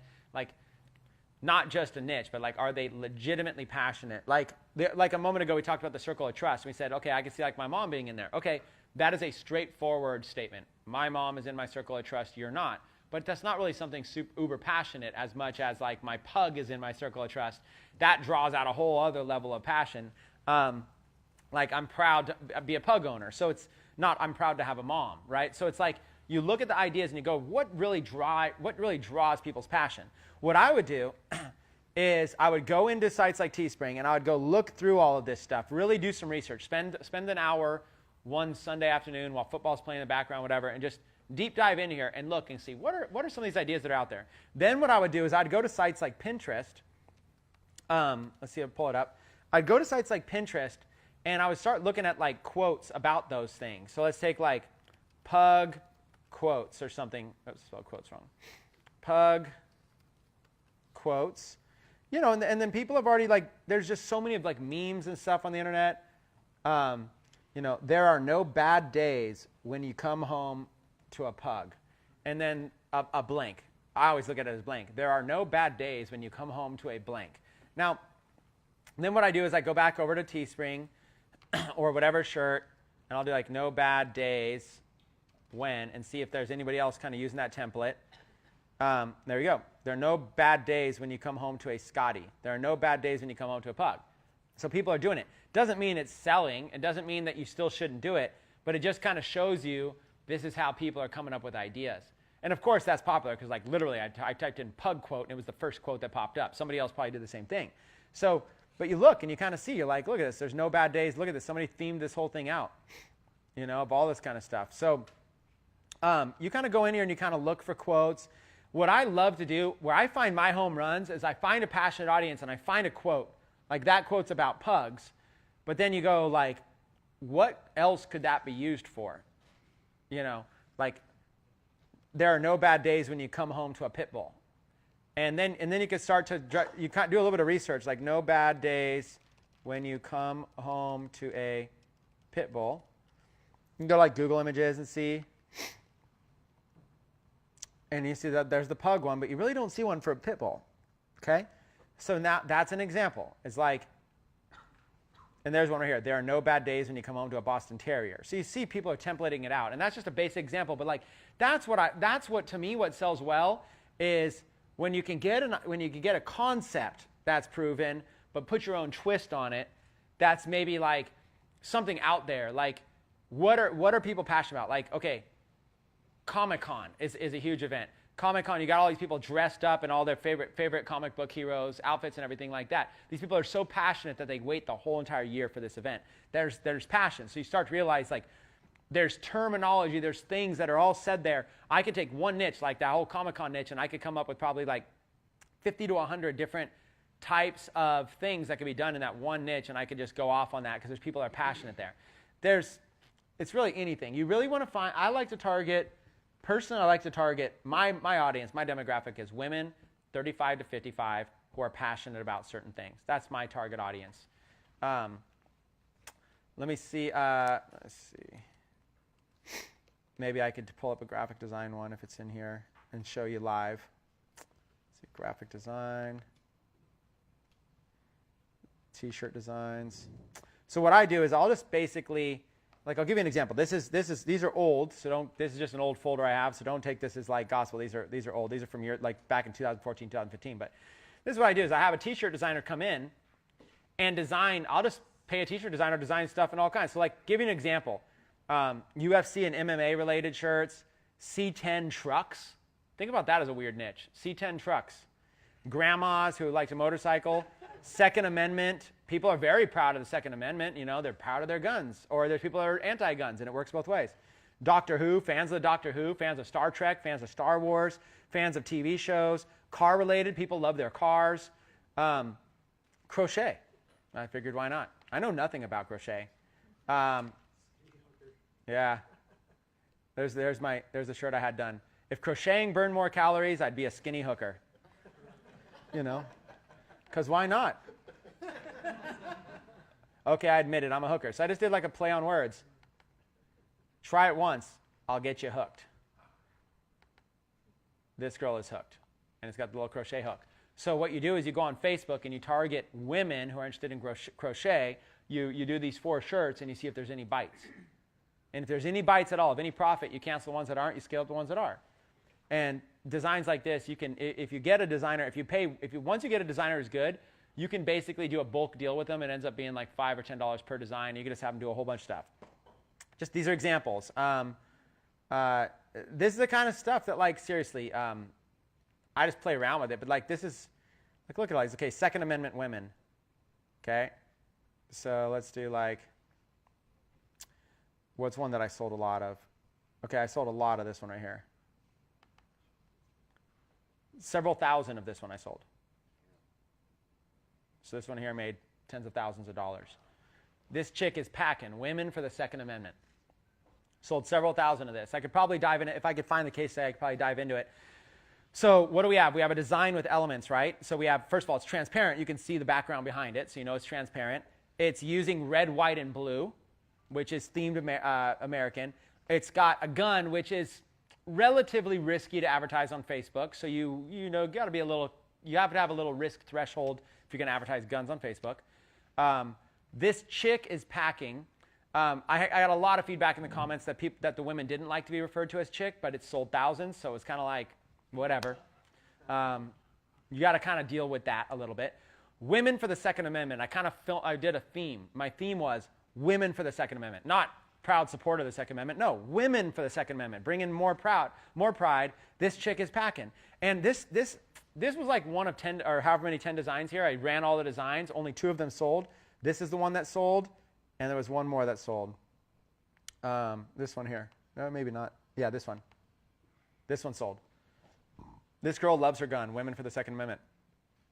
Those are the only 2 that sold. I ran all of them. That doesn't mean that I couldn't rerun these ones differently, but those are the only ones that sold. All of these other ones. Look at I lost money on all these. But lost money was relative, right? Because you put money into these buckets. You just put money in these piles, okay? Here's $1,000 here, $1,000 here, $1,000 there. And when it's all said and done, there's $30,000 in profit. But when you look at it individually, it's like stock market. You know, you've got 5 stocks that are down and 10 stocks that are up. So you're technically losing money. But these 10 stocks that are up, you know, you're making more than you're losing. That's kind of how I look at it, like the stock market there. But look at all these. I mean, I thought this one would be a winner down here. And it did sell. This one sold a bunch, and maybe I could have ran it differently. Don't let the purse fool you. This chick packs the big guns. I was like, that thing's going to sell. And then, didn't. So I don't know. You never know. And I think they didn't like the pink. I think if I redid this, I think I had them actually redesign it because version 2, because I got the feedback that the girls didn't like the pink, and look what I did. I made it red. Because I was reading in the comments, they're like, this is so good, but I wouldn't buy pink. It's like, really? Chicks that like guns didn't want pink. They just wanted red, white, and blue. Red, white, and blue is what they wanted. So we'll probably have a couple questions. What I'm doing is I'm kind of diving in to kind of show you some examples of what I did. Let me show you a couple more, and then we'll take questions. Go back to T-shirt designs, Walking Dead, car-related. So let's see, car-related. Oh, and then I also experimented with getting models, like the models you can purchase to use, and putting the actual shirt design on the models. So like right here, there's a model, transparent, and it says, whoever said diamonds were a girl's best friend never owned a Mustang. Okay? So it's targeting women who are essentially basically proud of their cars. And then I would target basically women who are interested in Mustangs, and I would do all the different years, all the different stuff like that. But mostly, I would do mostly muscle car. Women that were into muscle cars would be more likely to do that. And then you just do it like this. You create the shirt, girl's best friend Mustang. You do it just like this. You get the shirt like this. And then could this be a blank shirt? Where's the blank in this? Mustang. Whoever said diamonds were a girl's best friend never owned a blank. And then the element, the silhouette version of a clip art of a Mustang element, I just could swap that out with anything. Let's see. Here's an example of a swap template. Women, whoever said diamonds were a girl's best friend never owned a Camaro. Okay? So same kind of thing. Here's one right here. Killing Camaros. Ford, killing Camaros since 1967. And then, eating ponies, same thing right here. Same kind of play off the words, trying to tap into people's passion. People that are into muscle cars it's just another passion. So I'm just showing you a bunch of random examples of when I got started with this. This is before I really started teaching it. And, military, I did this whole, I went and talked to my military friend and I said, hey, I've never been in the military. What are some phrases and what are some terms that people in the military use that everybody would know? And we started brainstorming, and then eventually he said, tap, rack, bang. And I actually didn't know what it meant, but it had something to do with loading guns, like loading a gun and checking it, their system of like making sure that the gun's loaded properly or tested. And so I was like, all right, let's try it. So what I did was I had them do all these tap, rack, bang shirts. I'll give you an example. And I went with the whole theme right here. Tap, rack, bang is the phrase that would be recognized. And then you've kind of got the stars and the skull and the guns to kind of be a militaristic kind of a shirt. And just tons of examples right here. So, I had them do a bunch of different examples. So what I'll do is I'll get one theme. Oh, this one sold. This one and one that was green. I had this one and a green one that sold. So this one right here actually did sell. This one did well. This was profitable. I don't think I made a lot of money, but thousands of dollars, which is a lot to some. But not a lot compared to what you could make. Yeah, this green one sold too. This one right there. So look at all these elements in there. I mean, there's a lot of elements going on. There's guns, there's birds, there's skulls, there's stars, there's, the ribbons, there's different types of guns. And then there's the statement, the tap, rack, bang statement, which is, so you would advertise the military and they would only know this. So there's just all these different niches, like the C10 trucks. Like, look at this. Look at how simple this is. This girl loves C10 trucks. So you advertise Facebook interest, choose C10 trucks, and then you do women. And to illustrate this on a very simple level, you can go to the Facebook advertising section of the Impact Series to really dial that in. You can go into Facebook advertising to get a little bit more. But let's just for real simple purposes, watch this. You're going to go in, you're going to get details here. You're just really simple. Women, C10. Okay, maybe I've typed in C10 trucks. C10 truck. Okay, well, I'll have to go into the other one. C10 truck, pickup truck, C10, C10, C10, C10. I'll have to go and get the C10 truck. There's a term. It comes up as a related search. It's not coming up on this exact example. But anyways, once I start doing all the terms, it'll pick it up. But yeah, there's a C10 trucks was a search term that we found. And then once we found it, let's see, these are all behaviors. Okay, so let's just go see if it'll pull it up. Trucks. Pickup trucks. So you just kind of go in here to interests, and it'll start recommending a lot. Let's see if it'll just do it automatically. But anyways, there is if I just pasted it in the exact interest, it would show it. But that's how you'd find it. You just go in here and you find like your interest, pickup trucks, additional interests, hobbies, vehicles, different types of vehicles, and then eventually it'll show you the C10. Right now it's not pulling up. I don't know why. Try the C-10. Looked like I saw that earlier. Yeah, that's probably it. I don't know. Yeah. Get the related interests. See, some of you know how to advertise. Chevy trucks right there. So anyways, eventually it starts pulling up. See how it's doing like Ford F-Series, stuff like that. Eventually, when you it'll start showing you related interest, and that's how I'd find that C10. Right now, for the sake of I'm just going to move on, just because I don't feel like doing it. It's not the Facebook advertising module, but essentially, you'll eventually find that little C10 truck audience. And when you find that little C10 truck audience, and you choose women interested in C10, you got several 100,000 women, about 500,000 or a million women, and then you just advertise directly to them. It's literally not too much more difficult than that. I don't know why it's not showing up. Sorry about that. But that's what I do. I just go find these like little niche markets. These little niche stuff. Country girls. Let's look at this country girls one real quick. Okay. Country girls don't run, they reload. Very, very simple concepts, right? Targeting women who, country girls play like a boy, love like an angel, and know their way around a shotgun. Okay? So this is appealing to a woman who wants to be recognized in her feminine woman spirit, but at the same time, I was also like, hey, I'm down. I'm down to get dirty and carry out a shotgun and be with one of the boys too. So it's tailoring to that Midwestern type, Southern type girl who's one of the boys, and it works incredibly well. Women are proud of that. So you could target women that are interested in country music. You could target women that are interested in guns, all kinds of stuff. There's really easy targeting for this, and that's why I choose this kind of stuff all the time. It's just easy targeting. So that's what I do. I go in and like just tons and tons and tons of logos. LGBT, made a lot of money in that niche as well. Fitness, pet owners, scrapbooking. How about that one? I made money in scrapbooking. Let me see which one it was. A scrapbook thing. It's this one. This is the one that sold. Right there. Simple. It's a scrapbook thing you wouldn't understand. That was it. Targeted women who are interested in. I just went here to interested in scrap booking. So, United States alone, ages 18 to 65, females who have an interest in scrapbooking, 2 million. So audience of 2 million people there, just on a general, women interested in scrapbooking in the United States, 2 million. I'm actually curious how many men are interested in scrapbooking. 74,000. Slight difference. So you wouldn't want to make it, it's a men's shirt. So there you go. Just like that.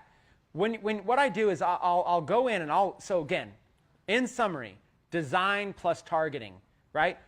This is targeting. If I know there's 2 million women in the United States alone that like scrapbooking, it's at least worth it to me to come up with a cool scrapbooking shirt and try it. Worst case, I'm out $100 or whatever it is, but I can live with that. It's at least worth trying because if I hit it, I don't know how many other people are doing scrapbooking. So I started doing scrapbooking when I didn't see anybody doing scrapbooking, but that was a couple of years ago. Now probably is a lot of scrapbooking stuff. But yeah, that's like, see the whole template? I scrapbook so I don't choke people. Same kind of thing. How about this one? Scrapbooking is a sport. It involves cutting. Let's see. Scrapbooking is a sport. It involves cutting, punching, matting, double mounting, curling, and hunting for enough supplies for one page. Woohoo, I'm an athlete. Well, here's the thing. So what happened with scrapbooking was I was at an event, and in the waiting room, there were these women that were crocheting. There was 3 of them that were crocheting in the waiting room. And I started talking to them about crocheting, and they were so passionate about it. Like, oh, we have a crochet club. We always go crochet together, yada, yada, yada. And then I was like, oh, really? What else do you guys do? They're like, we also have a scrapbooking club. And it was like they just got there. They lit up, and that's why I did crochet. Right after that meeting, I was like, go home, crochet, scrapbooking. And I just went on Pinterest and started typing in quotes, and that's how I found it, sold the shirts, and did thousands of sales. So let's stop here and let's do questions.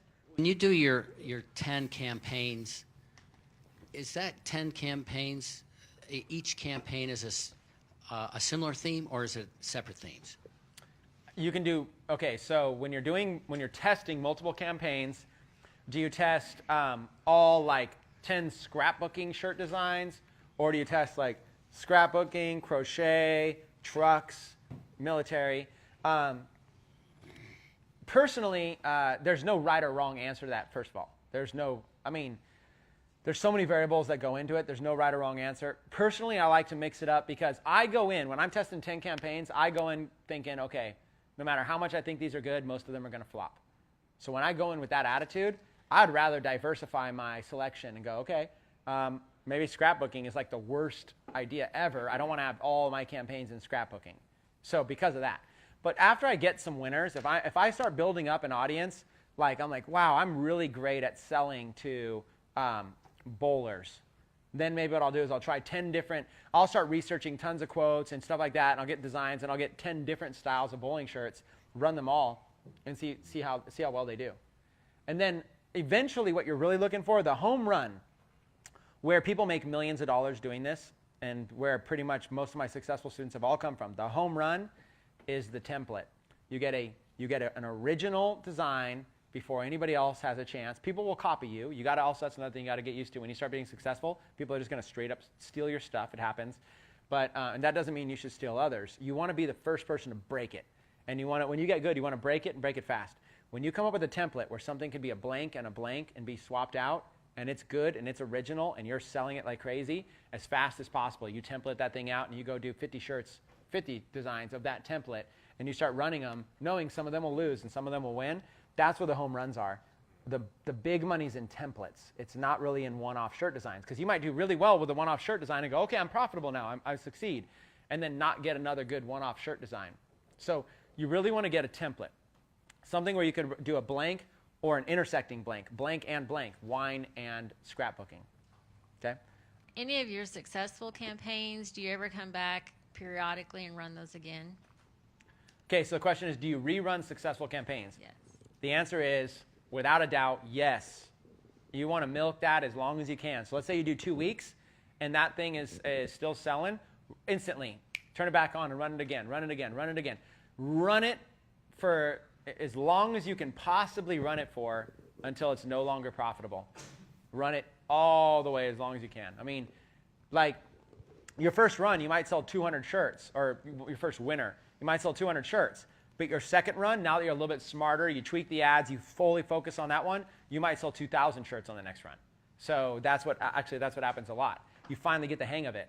And then you want to go fast because everybody's going to copy you, and people are going to be better than you at Facebook advertising. So they're going to see your design, they're going to eventually see it in the newsfeed, they're going to copy you, and then the next thing you know, you're wondering, like, why is this not converting well? Probably a lot of saturation to that audience with the same shirt design.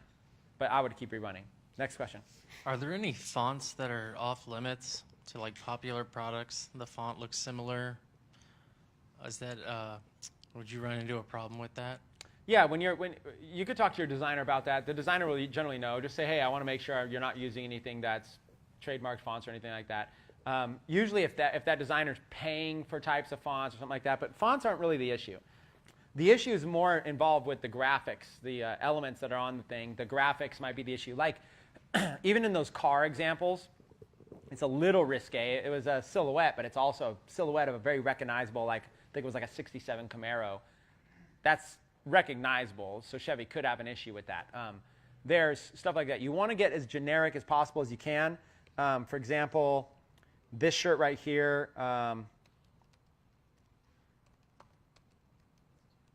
we did this as a shirt and as a necklace, and it got copied hardcore.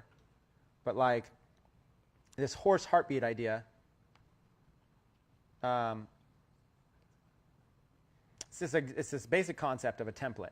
It's a heartbeat, and then you put a silhouette of an animal in it. A dog, a cat, a horse, a pet of some kind.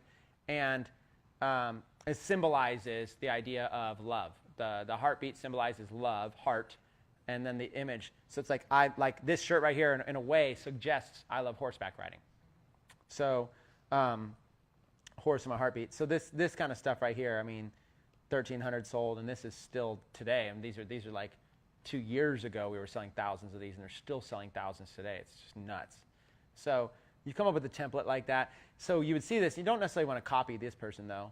But like you look at this and go, that is like clip art 101, and yet sells thousands. I mean, it's a silhouette of a horse. This is very safe. You really want to try to, sometimes you don't need to be too fancy. Stuff like this sells very well. And then what we did was when we started seeing the saturation here, we started selling the e-commerce modules. You guys go in, you'll learn about, like, we stepped out of print on demand and we started doing necklaces like these right here, free plus shipping necklaces like this one. So then we said, okay, it's starting to get a little saturated. Well, let's move away from T-shirts and let's just start selling them jewelry.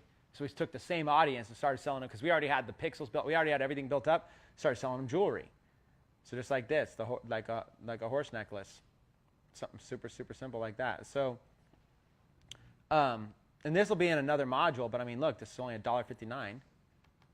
Okay, so we'll charge we'll give it away free plus $9.95 shipping and handling and make a profit on it. So just stuff like that. We saw how good the niche was, and we moved away from it, away from this and into physical products, and still continued to make thousands of dollars. So there's an evolution. The evolution, in my opinion, I call it kind of like the Facebook ads evolution. It kind of goes a little bit along the lines of you start with print on demand.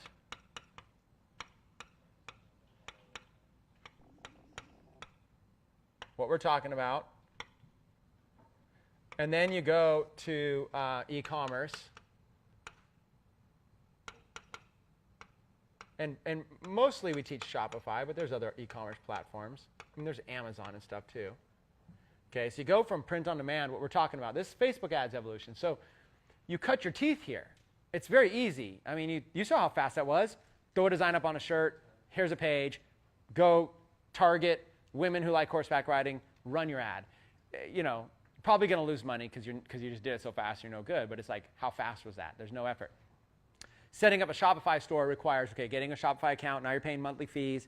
You're creating a storefront. You're designing it. There's more that goes into it. You're trying to figure out shipping and handling and all this kind of stuff. But eventually do e-commerce with Shopify. And then even with this sub trend right there, you're going to start with where most people are going to start. They're going to start with free plus shipping. Okay, that's where they're going to start. Free plus shipping usually, and then they're going to move more into just actually selling higher products, like $20, $30 products, stuff like that, once you feel comfortable. That's kind of the evolution there. From e-commerce and Shopify, and then this actually even goes right here, I will say private label. Private label is an example is my friend, here's an example, my friend Robert, right? Most of us cut our teeth on print on demand. This is where most of all the e-commerce people did. Then he goes into e-commerce and he starts finding these backpacks. that hikers and campers and stuff like that want, that he finds that China can drop ship them, direct, and he can make money. So he starts selling backpacks. Then in the comments, all the buyers are complaining that the zippers, when you walk with a backpack, the zippers are clingy, making all this noise and stuff like that. So he researched. He went to the manufacturer and said, "Can you make one with like the little rope zippers instead of the clingy zippers? Little rope ties, whatever, so they're not clingy." And he said, "Sure." And then when he started looking at that, he's like, "It'd be even better. Why don't I just bulk order a whole bunch of these backpacks and put my own branding on them?" And that's what he did. He eventually formed his own brand line of backpacks called Monkey Packs. I think is what he named it. And then he built up his own store that was based around these monkey packs, but also it's people that are interested in hiking, camping, backpacking. So now he's selling them all kinds of related gear, survival gear, camping gear, all kinds of stuff. So now he's got this whole store and he's got this whole thing, and it's themed under his brand, Monkey Packs. So he eventually went into private label, where he's basically like ordering stuff in. He's got his own branding and everything kind of put it on it. Then he's shipping it out, 2-day delivery in the United States, no more coming from China. So the product comes from China to him, and then from him to the customer. And that's kind of the evolution. That would be scary for a newbie to get into pre-ordering tens of thousands of dollars in inventory of backpacks and private. Like, how do you even do this? How'd you even learn how to ship? How do you handle refunds? Yeah, or print. So you start here. You start here and you sell some items to some camping audience, kind of cut your teeth with Facebook ads. Then you set up a basic store and you drop ship. And you drop ship, you do free plus shipping. This is all taught to an Impact. And then you go over here and eventually you kind of get into your own private label. And then you get into something where you're shipping from the United States, 2 days shipping. And then over here, then you get into, so you're basically branding. Then you get into, things like branding, list building. You get into like hardcore stuff like conversion pixels. And you get into basically, I'm just going to say like you can sell anything. And that's really where you just get to the point where you can. And this is where you want to be living right here. So like people ask me all the time, okay, well, Chris, teach me about print on demand or e-commerce or anything. But it doesn't even matter anymore. Like you get to the point where you can essentially just kind of sell anything. And that's where now you hold power to be able to make money online from anywhere in the world. You don't have to worry so much. And where I found my calling was more as the communicator, more as a teacher, trainer, speaker. That's more my calling. But a lot of my students have no desire whatsoever to ever get up in front of anybody. They just love to sit behind their computer and do this stuff all day. A good friend of mine, Lawrence, who moves out here in a couple weeks, a year ago, he never even had any of this stuff, and he cut his teeth in print on demand just like all of us. But then he graduated into his own store, and then he graduated and built 4 stores. And now these stores are doing like tens of thousands of dollars a month each. And it's like a year ago, he was just like all of us, just trying to figure it out. Just trying to figure out how it all works. So it's kind of the evolution. Print on demand kind of goes in your own e-commerce store, which kind of goes into now, once you've got that kind of, you can actually sell anything. If somebody said, hey, I got this affiliate offer that you can promote and be an affiliate, you could sell that in the Facebook newsfeed, no problem, because you've got these skills. And for e-commerce, there's kind of an evolution there. So it's kind of a weird diagram, but it just kind of illustrates that process. Let's do final questions. If you were running like 4 or 5 shirts that were targeting the same audience, would you run them separately, or would you run them in like a carousel for Facebook? I would run them separately. Okay. I would do all of my marketing separately. The only real good way to split test is to run everything separately to know. So if I'm doing 10 different shirts or 10 different anything or selling anything, I want to do 10 as if they're standalone, on their own. And I want to see what works. Then when something doesn't work, that doesn't mean I never visit it again. If something doesn't work, I just kind of go, let me put my thinking hat on. Why might this not have worked?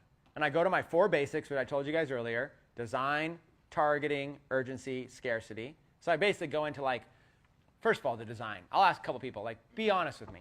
Is this design good? Okay, because a lot of us don't have an eye for design. We just don't. We think we do, and we don't. We think, oh, that looks really good. And then it's like everybody else looks at it and goes, really? Nobody would buy that. So that might be the reason. So your design might be off, in which case you go back to the designer and get something better. Your targeting might be off.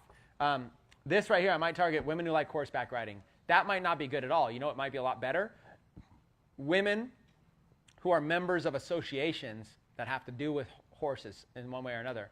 That might be. So that might be like just the horseback riding keyword term in Facebook might just be a dumb keyword. Maybe it's lumped in with too many things. But maybe there's like the trail riding association of the Midwest, and that has 1 million members. And maybe that trail riding association is that keyword that, oh man, that's the gold.